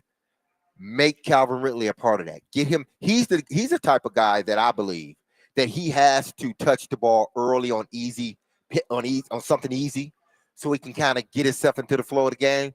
Because if his first couple of passes are sort of those deep or sort of hard passes, if he drops it, it seems like for whatever reason he gets sidetracked, and it's weird. He is a guy to me that needs to start off fast. How do his receivers start off fast? Give him something easy. Give him a quick slant. Give him a quick screen. Let him and Cam get into the flow of the game very quickly. Let him get his hands on the ball, because then I think he's going to be in the flow of the game and he's going to have a better game. He's going to feel more involved. But if he doesn't start off fast, it's going to be a long day for him. And then in turn, it's a long day for the offense. So I still like Calvin Ridley as a receiver. I still think he can be a playmaker for this team, but he has to stop being so inconsistent this season, as he has been last season and now this season. A quick update. Injury report is out. J.C. Latham limited again in practice today. So limited yesterday, limited today. Let's go to David on our phone line, driven by WilsonCountyHyundai.com. David, thank you for calling. Please go ahead. Okay. First off, about Calvin Ridley, you need to get his crocodile arms removed. But aside from that, Calvin Ridley can play, but he doesn't like to go over the middle, and I don't know that I blame him. I don't want to go over the middle either. But we talk about rebuilding the Titans, and I think that we need to be focused on rebuilding the Titans, not trying to fix the Titans. I spend a lot of time listening to people talking about, you need to blow it up and send it away. Well, all that sounds like fantasy football to me. If you're going to rebuild the Titans, what you do is you take your 10 best players and give them enough money to stay. You take your 30 next best players and give them some money, and then go find and get rid of the 10 worst players and replace them. The idea that you can lose 16 games and draft your way to success is insane. Anyway, that's my thought. Well, thank you, David. No, thank you, David. And David does have points. But that's what every league tries to do. Every team in this league tries to do. And Borganzi spelled it out. He said, we want to draft, develop, and retain. Except for Jarvis Brown. Yeah, except for Jarvis Brown, and they get rid of him so early. But the premise is we got to draft this team. We got to draft. We're drafting for our future. We're going to develop them, hopefully, and then we get an opportunity to retain, like, the caller said. You get your 10 best players, which they identified this season. They identified their top players on their team. And then you figure out, well, that middle, who in that middle, because it's more than 10 people that this team needs to replace. So I understand the caller said, well, replace the last 10. On this team, They got to replace more than 10. It's more than 10 people. So that middle Just bunch. list the. I would encourage that caller and anybody who is thinking about, like, what does the vision look like? Just start ranking the players on the roster, and then rank the Lions, or whoever you think are the best teams in the league. Here's something else you can do, and look at a comparison. We all know, we would all agree, especially this season, that Jeffrey Simmons is the Titans' #1 player. Yes. Who's number 2, and how big is that gap? Good question. Oh man, this illustrates the point. Yes, I would say. And drafting, I know that David, our caller, David, he did not like the idea of drafting to the top, if I recall his point. Well, you have to draft. That's part of it. It's That's a huge part of it. Good players. It's the only way to get good players is draft. Well, get players and have that longevity with them, because free agents, you can go and pluck a few free agents, but they're on your realistically only on your team for a couple of years. The free agents in football should be the icing on your cake and not the cake. Or if you are one person away, yes, and you feel you need that one person. That's the icing. So the cake are your draft picks. Yeah. Now, guys you develop. Here's an interesting question from Terrell on our text line, driven by WilsonCountyHonda.com. It goes to a question we got from Jared in Spring Hill at the beginning of the show about the Predators. Terrell says, most teams adopt their coach's persona. Knowing Callahan as much as we do, has this team taken on his persona? And if so, what is it? Wow. This team has no identity. Unfortunately, this team has no persona. And that's bad. Yeah. That because I'm looking at the team and I'm looking at the team and like, what do you hang your hat on? There's nothing outside. I can throw Jeffrey Simmons in there and say stop in the run, but they haven't been able to do that well. Well, here's a quick way to illustrate this point. Derek Mason, describe the identity of your Baltimore Ravens teams in 5 words or less. Hard-nosed, tough, physical, relentless. That works. That's 5. I could give. Okay, who else? Your Titans teams. Same, just about the same thing. Smart, intelligent, relentless. Now do the Brian Callahan Titans. I don't know. I would assume we don't want they're there. Smart. I know they are, but like you said, this team has no identity. At least an identity where we can see it on the field. Brian Callahan, they can talk all they want about this is what we are, this is what we want to be. And I get that point. You want to be that. But on the field, are we seeing that? And a lot of fans would say, no, we're not seeing that. I don't think anybody can say that they have a good identity right now. Right now they just don't have a good – 1 week they're doing this, 1 week they're doing that, 1 week they're doing nothing. They're trying – I think that would be something that you hope you could answer at the end of the season. If you're trying to make a case to keep it how it is, lose because you don't have enough good players. Don't lose because of the coaching. You want to build something that looks like an identity. If I were Brian Callahan, I might try to sell the identity. I would say they play hard. He needs to get good at selling. Yeah, he says they play hard. I believe they do play hard. That should be a job requirement. I believe That's they do play hard and they don't quit. Yeah. That's a part of the identity. But like you said, that should be there. Yeah. But you would be surprised at how many times it's not there.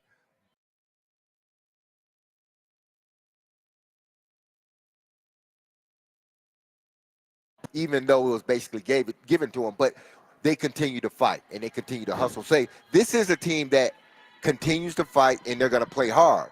But beside that, what else can you say about them? By the way, one texter says, but the icing tastes so much better than the cake. I mean, that You got a point. is usually true. You ever try Willie, to eat a cake, just icing and not the cake? Or Oh just yeah, I have have. have a plate with only icing. I've done that before. I made the Because you get a little- devastating It's great When I was in a the kid. first few moments. When I was a Then kid. you pay the price. when I Oh yeah. when my wife was pregnant with our son, I made the grave mistake. She was craving frosting, and she was craving saltines with frosting. So she would buy like the Betty Crocker Pillsbury frosting and just dip it in saltines. And I made the grave mistake one night of finishing the frosting, and she never let me hear the end of it. She was like, "How dare you? I'm with child, and you ate my frosting." Hey, So- listen, that's one thing you know not to do anymore. No, I'm never going to do that again. 615-737-1025. It is Predators opening night. Willie Donick has departed because FanDuel Sports Network has an hour-long pre-game show. Do not ask Willie how to find FanDuel Sports Network. He will sock you in the mouth. But coming up next on DVD, Elliot Friedman, Sportsnet NHL insider. He will join us to talk about the beginning of the NHL season, his thoughts on the Predators. We will get to Elliot Friedman of Sportsnet coming up next, 615-737-1025. Derek Mason, Adam Vingan, 1025 The Game.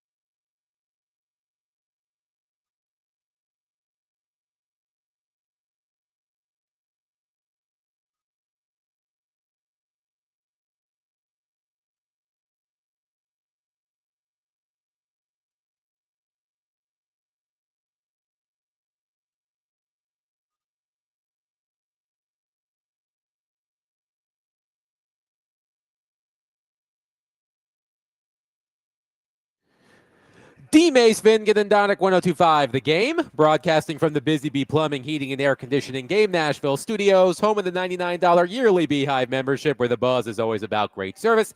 Derek Mason, Adam Vingan, and David Janes here with you. Willie Donick off to get ready for the Predators broadcast on FanDuel Sports Network. Blue Jackets at Predators tonight at 7, puck drop at 7, pregame at 6, right here on 1025 The Game. We are pleased to be joined on our phone line, driven by WilsonCountyHunter.com, by Sportsnet NHL insider extraordinaire, Elliot Freeman. Elliot, we are so glad to have you back on the show for another hockey season. How are you? I'm good, Adam. How was your summer, man? It was great. It was great. Derek, how was your summer? Hey, my summer was wonderful. We had a wonderful summer. We hope you did as well. Hockey's back.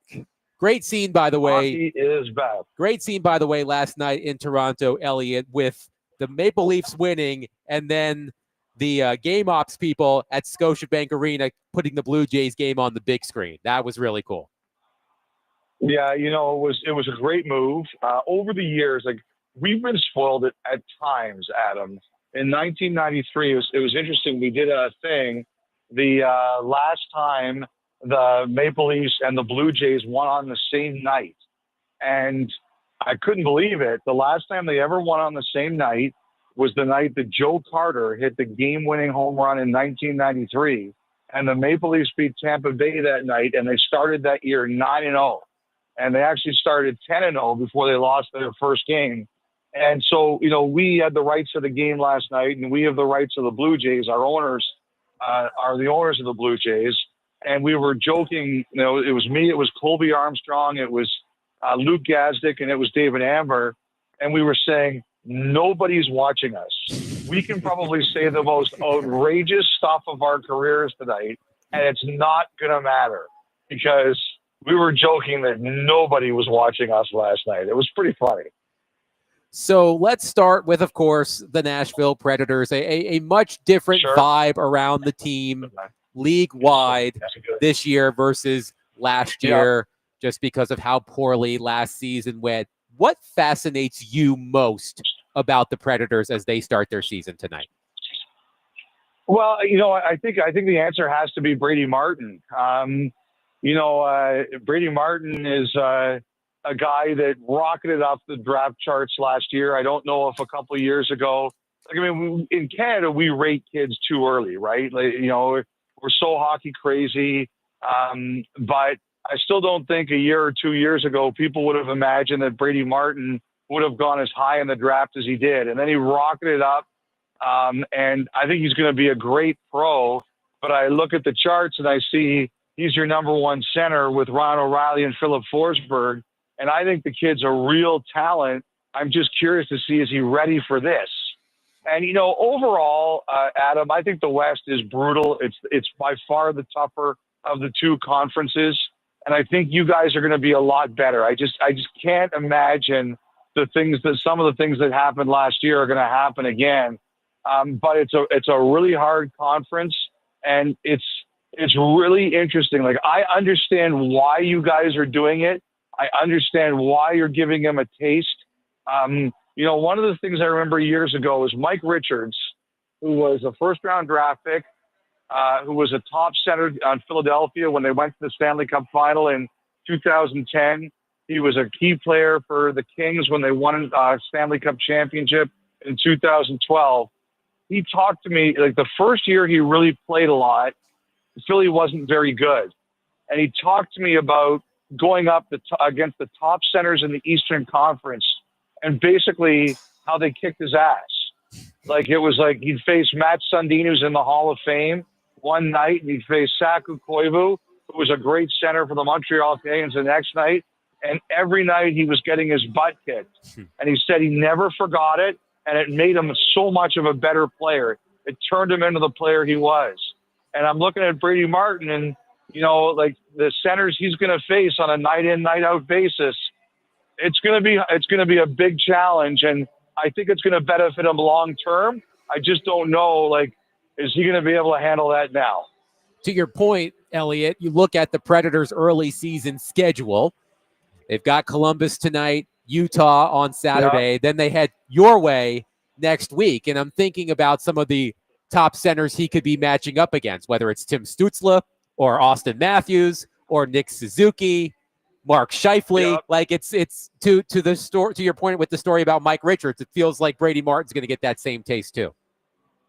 And you know what? I think long term, it's a good thing. Like I don't think Brady Martin. Like I've seen some kids come up and they're like, oh my God, and it affects their confidence.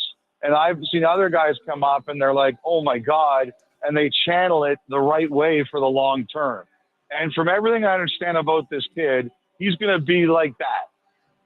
Whatever happens, good or bad, and there's going to be both. He's going to channel it the proper way long term. But I hope everybody in Nashville understands that there are going to be tough moments.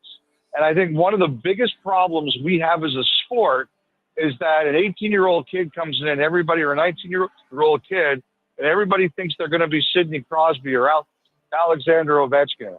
Most of them are not 100% ready for this. And if Brady Martin is not an immediate superstar, or everybody decides the best thing for Brady Martin is, okay, he doesn't stay for a full season yet, it doesn't mean the kid's a flop or it doesn't mean the kid's a failure.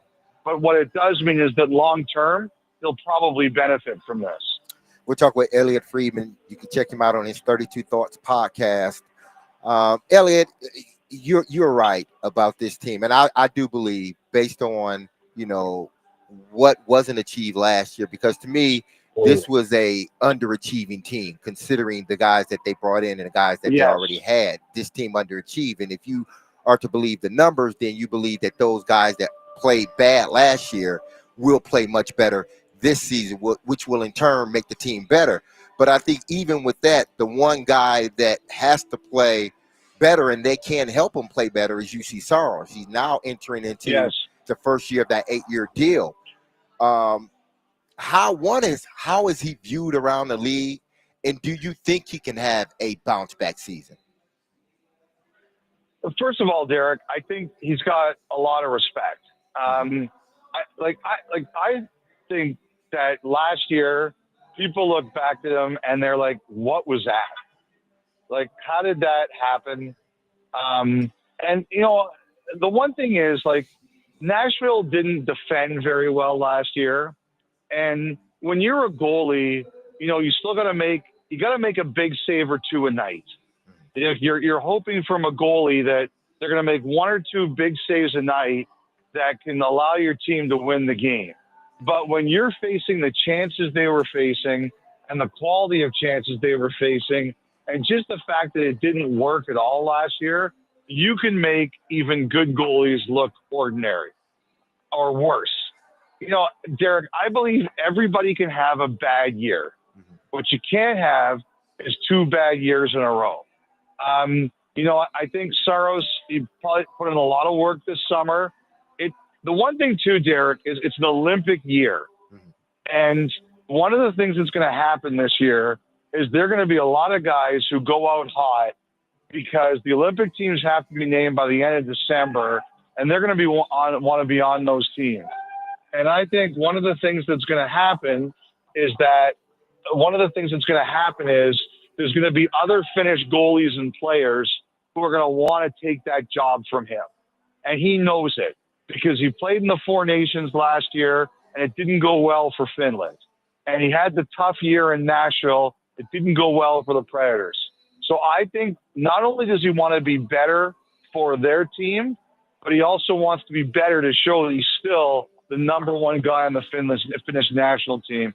I think it's a powerful motivator. But, the biggest thing, Derek, is I think the Predators have to be better in front of him. I think you can demand your goalie, like I said, make one or two saves that seem impossible and that save a game for you. But if you're being bombarded all night long, it's not going to matter. Now, where does Andrew Brunette rank on the list of hot seats? If you don't have him number one, why is it? Tough crowd, Derek. Oh my God. No, but you know what? I think it's a fair question. It's hot. Look, last year was just a hard year, right? And I think when you go out and you sign the players, do I think that last year was all on Andrew Burnett? No, I don't. Do I think that Andrew Burnett, like a lot of other people, has to share responsibility for last year happening? Yes, I do. And I think I understand. Like we've all been around, all of us here, you, Adam, me, we've all been around sports a long time. When you spend what Nashville spent, ultimately you expect payback on it. And if it doesn't happen, change comes. And, the one thing that surprised me last year is that the Predators from Burnett on down, they showed a willingness to adapt and change last year, and it still didn't work. But, to me, I think if this group doesn't commit to defending and doing a better job than they did last year, absolutely, I think change is going to come. Elliot Freeman of Sportsnet is joining us on D. Mace, Vingan, and Donick. And Elliot, I know that you are a basketball fan. Early in your career, you were a basketball reporter. And Bruce Arthur, who I know you know, columnist for the Toronto Star, recently wrote an excellent column in which he presented Connor McDavid's new contract with the Oilers as McDavid's LeBron James moment. Basically, Connor McDavid taking a short extension in Edmonton and therefore taking control of his NHL career. I'm curious if you view it the same way, if you envision other superstars following suit, and if so, who could they be? The only reason I would say no is that LeBron left, right? He kept leaving, back. Yes. Well, the thing is, he left and then he came back. And then after he won in Cleveland, as far as I'm concerned, he can go do whatever he wants. Mm-hmm. So the only reason I don't think that works is that McDavid to this point hasn't left. I think what he did was extremely unselfish. It's so funny. We're talking about a guy making $25 million over 2 years, and it's like, what a discount! It's totally true, but it just sounds hilarious. But I really respect what he did because, a couple times we saw it in the Amazon show last year, and I heard he did it again this year, where just when they were losing, he let everybody know how angry he was about it internally, and. He talks about winning and he demands a lot. He doesn't demand anything else out of anybody else. He doesn't demand out of himself too. But when it came down to making it work, he made it work. And I'll tell you, Adam, it wasn't unanimously popular in NHL circles. There were some agents who didn't like it. There were some other players who didn't like it. And I just said, you have to, if you're worried about how it's going to affect your negotiation, you have to say, hey, that's a unique situation for him and it doesn't affect me. And a couple guys have done that since. But at the end of the day, because of their salary structure, which also isn't on him, if he wanted to win, he had to take less. And to his credit, he did it. I think the biggest thing he was doing by waiting as long as he did was telling them not to take his time there for granted. I think that's the message he sent. Don't always assume that just because I'm loyal to this group of players, that it's going to be so easy to keep me. I think that's the big message he sent. Yeah, that's what I was going to ask you, Elliot, because, being a former player, you're looking at the market, especially when your time comes up to sign the deal, and you're gauging your deal, especially if you are one of the top players, you're gauging your deal off the guy right above you. And you see a guy that he's not even the highest paid player on his team, and he didn't even get a pay raise. He just added 2 years to a contract or an extension.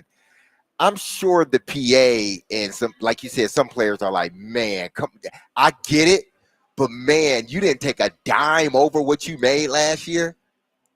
That has, like you said, it has to hit wrong with some people. I think it did. The one thing though, Derek, and you played in the cap world and in the NFL, but it was a cap that like the media rights for the NFL are so high that there were very few teams that ever really got in trouble with it. In the NHL, last few years, like it was tight. And, the one thing I always say is that, yeah, you could say McDavid could have gotten a higher number, but in a 50-50 cap world where everyone was around the cap, every dollar McDavid was taking meant that somebody else wasn't getting a dollar. So I think you can look at it that way. And the other thing, Derek, I always quote this book.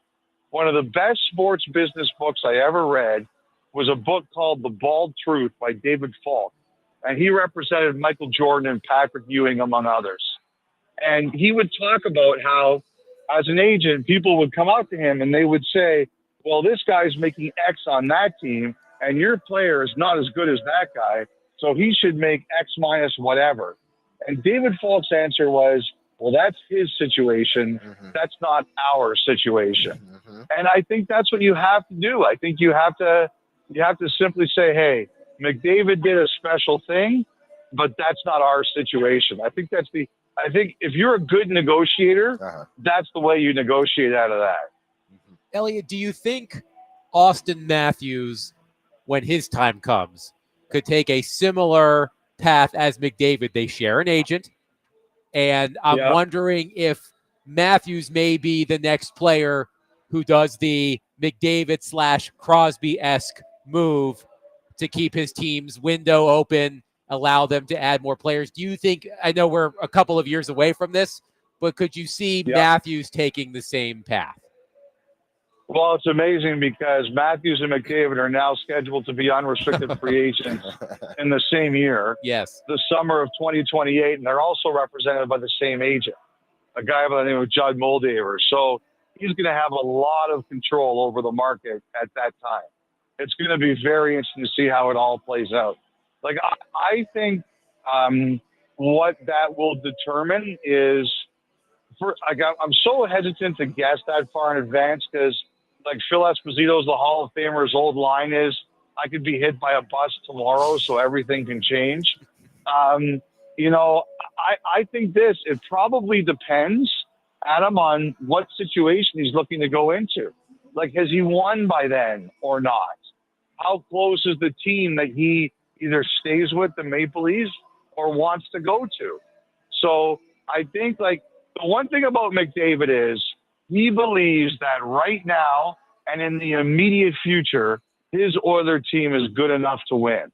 If you're going somewhere else where if you've either won before or you're going somewhere else where you're not sure about that, that's where I think it changes. So quickly before we get you out of here, Elliot, if that indeed does happen, and it looks like it's headed toward that way, where those two individuals will be free agents in the same year, will that be the most interesting free agency period you've encountered?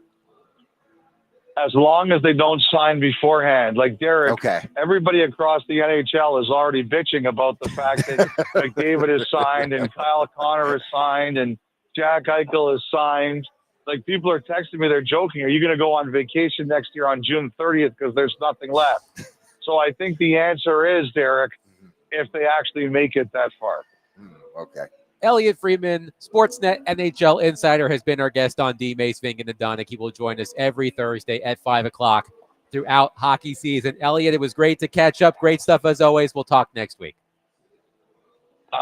It's great to. Are you guys at the game right now? We are in the building. Yes. In the building. Yes. You know, it sounds as great as ever. Like, every time, like, I listen to that in the background, I'm like, what a great thing it was. Remember, everybody made fun of Nashville when they got a team. What a great thing it was that we did. Yes. Thank you, Elliot. We'll talk next week.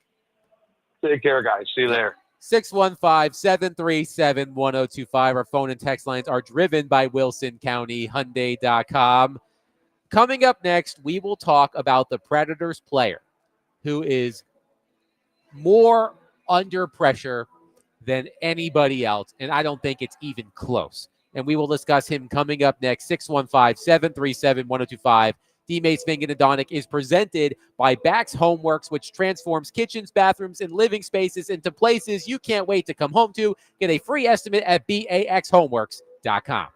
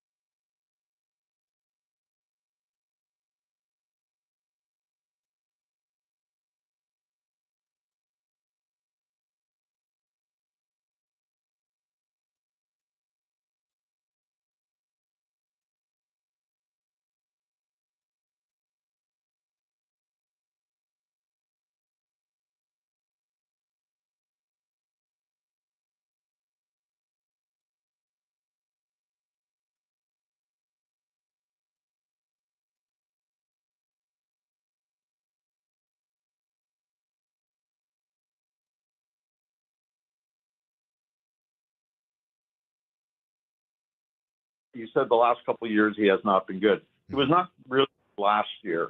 The year before he was very good for us. You know, we made the playoffs. He stole a lot of games.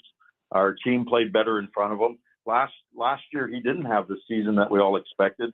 But that is a product that a lot of times with the team in front of you, we were not predictable in our own zone.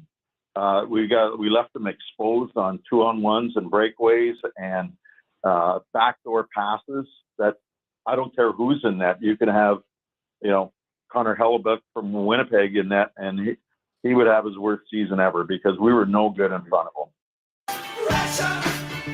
That was Barry Trotz on our show on Tuesday discussing UC Saros, who will start for the Predators tonight in game number 1 against the Columbus Blue Jackets. Remember, UC Saros did not start the first game of the season for the Predators. Last year, he was injured. Scott Wedgwood started in net for the Predators. There's a trivia question for you. So, Derek. Yes. If I am putting together a list of the Predators players who are most under pressure, it is UC Saros number 1, and it's not even close. It really isn't. Sort of like that exercise we were doing about the Titans. Okay, Jeffrey Simmons is the Titans' number 1 player. Who's second? Kind of a hard question to answer. There's a big gap. And that's how I feel about the pressure index with UC Saros and then everybody else. UC Saros had the worst season of his career last season. Now, you could say the same for a lot of members of the Nashville Predators, but when you are the goalie and you are signed to an 8-year contract, which, by the way, starts this season. This is the first game of UC Saros' 8-year contract coming up in just about an hour and a half. It's the first game of that 8-year contract. I think UC Saros, for a lot of Predators fans, has the most to prove individually because let's be frank here, guys. Predators fans, you have been downright spoiled when it comes to goaltending in this franchise's nearly 30-year history. And UC Saros has shown in his career that he can play at an elite level. I don't think you can argue that. He has shown that at times. However, to Barry Trotz's point, right? Like, I get what Barry Trotz is saying. And I agree with Barry Trotz that if you put even the best goalies in the sort of defensive situations that the Predators put UC Saros in last season, that goalie is not going to perform well. I understand that. I agree with that. On the other hand, there are plenty of Predators fans who will say, if you are paying UC Saros for 8 years, you are paying him nearly $8 million per season, he needs to be good enough that his teammates can break down in front of him, and he is going to clean it up. So I see both sides of it. I understand what Trotz is saying. The team needs to defend better. That is an emphasis for this team this season, to defend better, to make life easier on UC Saros. On the other hand, for a lot of Predators fans, UC Saros has to be able to steal games and make up for his teammates' mistakes more often than he did last season. I think the pressure is squarely on Saros' shoulders this season. And rightfully so. I mean, like a quarterback, the responsibility that you have is heavy. And, you know, regardless of how they play in front of you, people expect you to do your job in net no matter what. Not knowing that, yes, I need to be better. And yes, they're paying me 8 times 8. I think that's what it is. 8 times 7.74. 7.74. Yes, close Yes. to 8. I still need my guys in front to do their job. If they do their job and I do my job, we're good. But if they're not doing their job, it makes my job even harder to do. I know you expect me to still get it done, but more than likely, if it persists, I'm not going to be able to get it done. As we saw this past season, last year, he wasn't able. He held on. Willie spelled it out yesterday. He had a stretch in there where he was holding a team. He was carrying a team. And then it got to a point where the load was too heavy. And you saw what you saw the second half of the season. So does he need to play better? Absolutely. That's the only shot that they have to have real consistency if their goalie plays the way we know he can play. But if the guys don't play well in front of him, they're going to make his job equally as hard. And you probably didn't notice it because the team was so bad. But UC Saros did steal a lot of games for the Predators last season. In fact, I have the exact number. I don't want to get too nerdy. He stole 8 games for the Predators last season. He did. He stole 8 games for the Predators last season, which means that he basically gave the Predators 8 wins that they shouldn't have. Mm-hmm. But then again, the team was so bad that didn't matter. And I am a fan of UC Saros as a person and as a goaltender, but it is hard to defend UC Saros after he performed the way he did last season. So I think it is imperative for him to help this team get off to a great start. You know, a lot of Predators fans were hoping when the team started 0-5 that UC Saros would steal a game or two then and help this team pick up a couple of wins at the beginning of the season. We know what happened. He was unable to do that. The team started 0-5 and never recovered. So tonight starts a huge season for UC Saros. He absolutely has to play better. Of course, everybody has to play better. That's why the Predators put an emphasis on getting bigger defensively. They've made some tweaks to their system defensively to try to help out UC Saros. We'll see if that pans out starting tonight against the Columbus Blue Jackets. Let's get to your reaction at 615-737-1025. Our phone and text lines are driven by WilsonCountyHyundai.com. Kathy says, in my opinion, the path to the playoffs for the Predators starts with a new coach. I know it's early to be saying that. I hope I'm wrong. I don't think I am. You asked the question to Elliot Friedman about Andrew Burnett. Andrew Burnett was the overwhelming favorite to be the first coach fired in a poll conducted by The Athletic before the start of the season a couple of days ago. If you go to your whatever betting website you like to go to, Andrew Burnett is going to be at the top of that list as the first coach fired. And there is a lot of pressure, of course, on Burnett. But Barry Trotz, I've said this before. I'll say it again.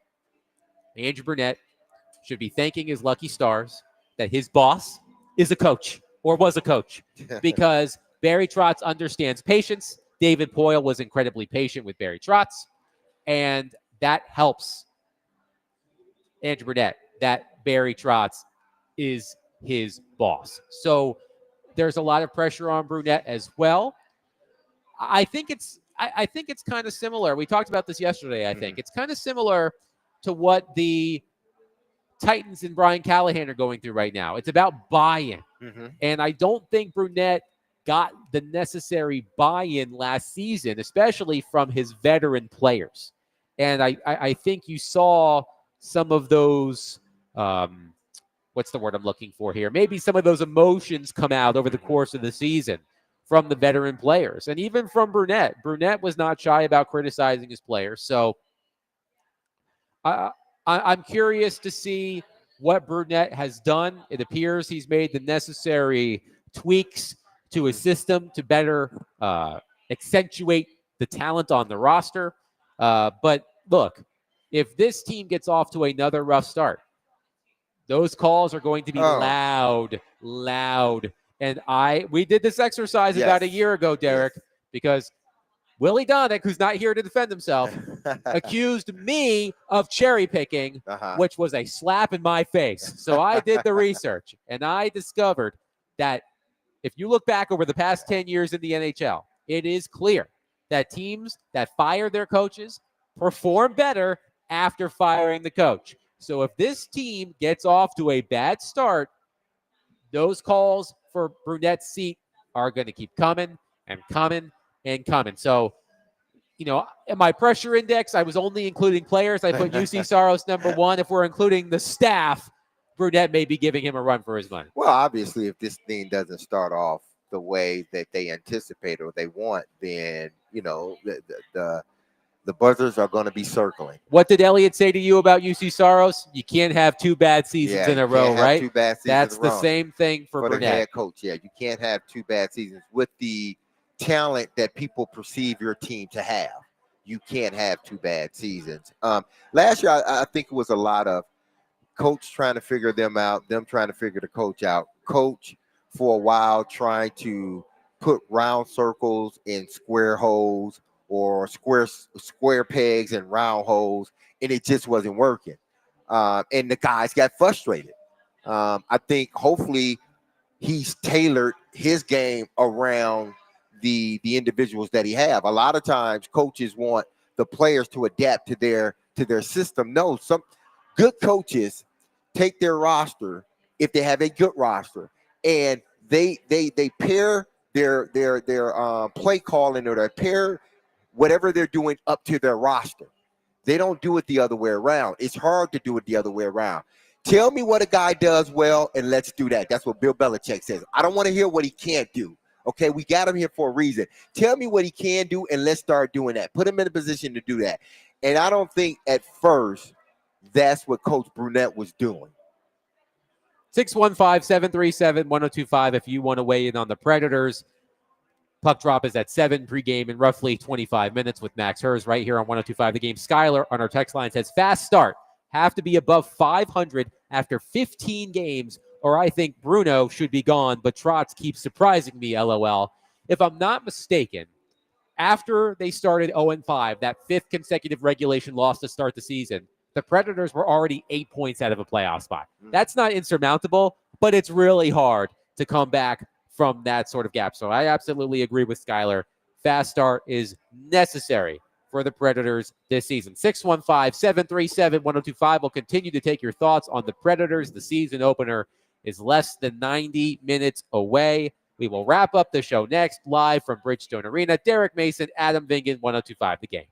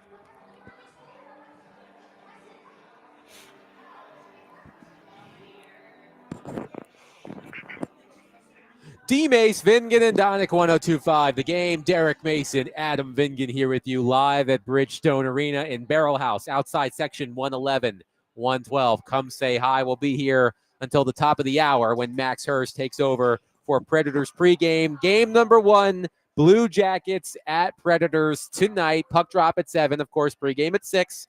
Right here on 102.5. The Game. A quick run through the projected lineup for tonight if you're heading to the game. On your first line for the Nashville Predators, Philip Forsberg, rookie, 18-year-old rookie, Brady Martin at number 1 center, Ryan O'Reilly on the right wing. Second line, Steven Stamkos, Fedor Svechkov, Joakim Kemmel. Third line, Michael Bunting, Eric Howla, and Jonathan Marchessault.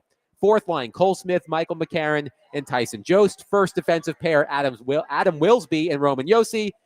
Brady Shea and Nick Perbix, Spencer Stasny and Justin Barron, and starting in goal for the Predators, UC Saros. Now, here's surprises to you? No surprises to me. Here's a fun exercise. Derek, I am going to read to you quickly the players who were in the opening night lineup for the Predators last year against the Dallas Stars, who are no longer members of this organization. Gus Nyquist, Tommy Novak, Philip Tomasino, Colton Sissons, Mark Jankowski, Dante Fabro, Jeremy Lauzon, Alex Carrier, Luke Shen, and Scott Wedgwood. 10. Wow. 10 players who were in the opening night lineup for the Predators last October, are not in the lineup tonight. Matthew from Jolton on our text line, driven by WilsonCountyHyundai.com, says, if it's another slow start for Burnett, you have to fire him. Pete DeBoer would be salivating with this team. Pete DeBoer, the former coach of the Dallas Stars, incredibly accomplished coach. If there is a coaching change in the NHL, the first one that happens, wherever it is, Pete DeBoer will immediately be on the top of everybody's wish list. So we'll see there. Jerry takes exception to what I said about UC Saros. Jerry says, I couldn't disagree with you more about Saros. So many times last year on the morning show, they would talk about the soft goals, that he gave up multiple games where he gave up soft goals. I don't think he's ever been an elite goalie, a pretty good one, but never elite. And they're just throwing everybody else under the bus, saying they didn't do their jobs when he really didn't do his. Jerry, I could not disagree with you more about the assertion that UC Saros has never played like an elite goalie. He received MVP votes during the COVID-shortened 2021 season, where he single-handedly carried that team, which was near the bottom of the standings halfway through the season, into the playoffs. He had a .228 goals against average and .927 save percentage in that season. Those are elite numbers. Between the 2021 and 2023 seasons, he had a .920 save percentage over 167 games. That is elite level goaltending. No one is arguing that UC Saros has not been good or was not good last year. To say he's never played at an elite level, quite frankly, is stupid. So you can say that I am caping for UC Saros, but I know my numbers. UC Saros did not play like an elite goalie last year. I have seen him play like one in my time here. I mean, this is what we, run into in sports. And it's all about, what are you doing for me now? And it's understandable to a certain degree, because you can never forget because it's not too far. It's not like UC was playing at elite level 8 years ago or 5 or 6 years ago. He's only 2 years removed from an elite season. Mm-hmm. He's had to deal with injuries, a roster not helping. Again, like you said, he has to play better, no doubt. If they're going to have any chance, he has to play better. But the assertion that he hasn't played at an elite level, he's not too far removed. He's been in the Vezina voting for prior to these 2 seasons. He's been in the Vezina voting for those 3 seasons. Yes. He was a top, 5 finalist, a top 6 finalist. He's officially been a finalist one time, but he's been around the edges many times in his career. But he's been an actual finalist just one time in 2022. Let's go to Josh on our phone line, driven by WilsonCountyHyundai.com. Josh, thank you for calling. Please go ahead. Hey, guys. I don't remember if it was you later in the season or could have been Stilly, but there's a stat, either expected goals or expected saves. Mm-hmm. Wasn't Saros way down on his expected save or goals that he gave up that he should have not given up? Thank you for the call, Josh. Yes, so not to get too nerdy, there is a stat called goals saved above expected, which is just a fancy way of saying based on the shot attempts that a goalie is facing, here's how many goals they should have allowed. Okay. Based on the quality of the shots that he is facing. Okay. And the best goalies overperform that metric. UC Saros, I don't remember his number off the top of my head last season, but it was low. I mean, he was not good last season. So, and I love my friend Stilly, but never trust Stilly when it comes to analytics, okay? Never, ever, ever, ever, ever, ever, ever, ever, ever, ever. David on our text line says, in your opinion, with the 10 guys from the opening day roster last year versus the 10 new guys on the opening day roster, is this a stronger roster in your opinion? That's an interesting question. That's a good question. I'll have to take a look. I mean, the players that who were on the roster last year, who are not on the roster this year, those players were more proven, right? There are a lot of young players in the lineup, in the opening night lineup this year, which is a good thing. But, Gus Nyquist was a veteran player. Colton Sissons, Luke Shen, Alex Carrier. So that's a really good question. I'm not sure exactly how to answer that. Last year's opening night lineup was certainly more experienced. This one has more potential, which is what I think is important. Matthew says this team does need a McDonough type of defenseman. It's hard to replace a guy like that, as we saw last season. The Predators are hoping that Nick Hague can be that guy. Mm-hmm. Nick Hague is not the same type of defenseman as Ryan McDonough. He's 6'6", 245 pounds. He plays that hard game, which McDonough does as well. But Hague is injured. He'll miss the first month of the season, but the Predators are hoping that Hague will be that player. SL in Knoxville on our text line says, underreported last season, overlooked so far today. As goes Roman Josi, so go the Predators. Is he ready? His engagement and participation level tonight will be our best read on the season. We all hope he's healthy for his own sake, but we need him at his best for their sake. Well, so Roman Josi was diagnosed with POTS. Mm-hmm. Let's see if I can remember it. Oh, God, I can't remember it. I can't remember it off the top of my head. Sir, I see you in the Blue Jackets jersey. That's okay. Postural orthostatic tachycardia syndrome, POTS.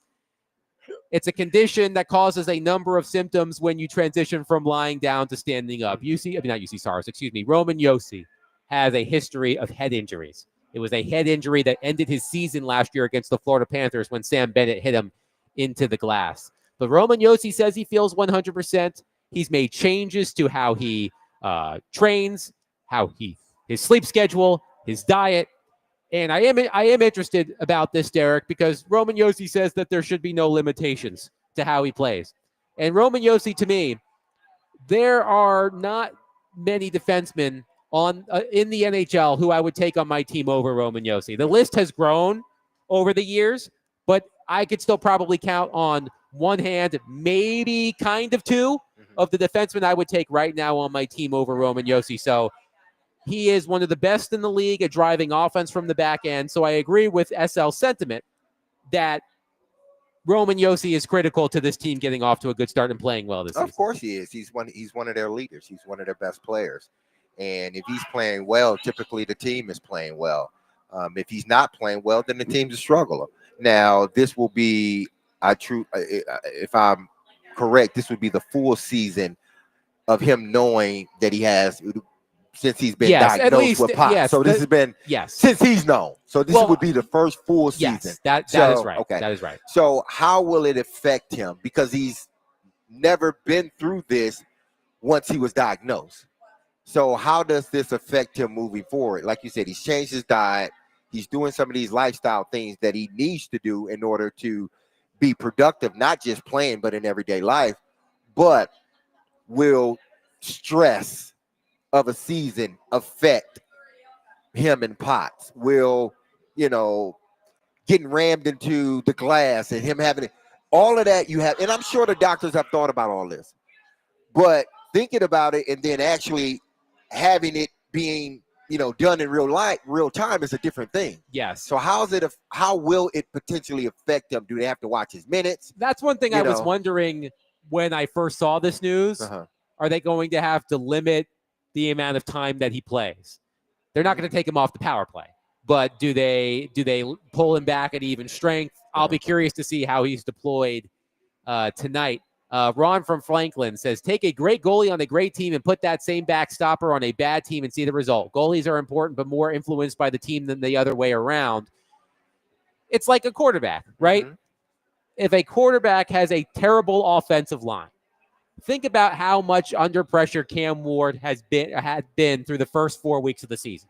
Yes. Pressured 44% of the time on his dropbacks.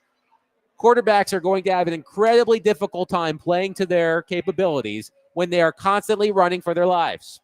And the offensive line stepped up for Cam Ward in Arizona and helped him pull off that fourth quarter comeback. It's the same thing with a goalie. If the Predators can defend better, UC Saros will not be required to make as many grade A saves, and that means he will play better. Yes. I want to emphasize this again. UC Saros was bad last season. BAD, bad. I'm not going to defend that. But I have seen UC Saros play at an incredibly high level. And I am wondering how I'm going to be watching this extra closely tonight, how the team defends, how many grade A scoring chances he sees. And I want to see if they can put into practice what they've been preaching throughout training camp. So I am just hopeful that this team will play well this season. Nashville sports fans need entertainment, right? They deserve it. Right? Nashville fans need entertainment. The Titans are entertaining in the wrong way. We all get a kick out of some of the stupid stuff the Titans do. They need good entertainment. Right, but just the combination last fall and winter of the Titans being bad and the Predators getting off to a bad start, it sucked. It sucked to talk about. It sucked for y'all to watch it. We don't want that. We don't want that this year. We want the Predators to get off to a good start because we know how passionate Predators fans are. You know, I covered this team for more than 7 years. I got to know a lot of you. I see you around. Like, opening night is like the first day of school. It's like y'all are seeing people you haven't seen since April. You're catching up. You're catching up. Everybody's 0-0-0. You know, nothing could possibly go wrong. And as my coach would say, don't be grab button out there. Grab button. Yeah. Oh, man. He used the A word. I don't want to use that. Yes, don't be grab. You heard Derek Mason. Don't be grab button out there. Let's hope the Predators are not grab button out there tonight when they take on the Columbus Blue Jackets. Pre-game starts in less than 5 minutes right here on 102.5 The Game. Max Hurst. He's looking dapper over there. Oh yeah, he's got his suit and tie on. He's got that beard going. He looks good. He looks good. Of course. He acts like he don't hear us, but he hears. Yeah. Max hears us. Max hears us. Pete Weber and Jay Moore, of course, will be on the call starting at 7 o'clock. We will be back tomorrow at 3 o'clock to break down tonight's game and look ahead to the Titans matchup against the Las Vegas Raiders. Derek Mason is going to be on an early morning flight to Las Vegas. He will be there. So Willie and I will be in studio. Derek Mason will be live from Las Vegas. What could possibly go wrong with that? But we will talk to you tomorrow at 3 o'clock. Be love on your people. Have a safe, blessed, and wonderful day. I love you. The team love you. You hear that music? You hear it. Don't forget about us. Don't forget about us because you know what? We'll be back tomorrow, same time. See ya. Peace.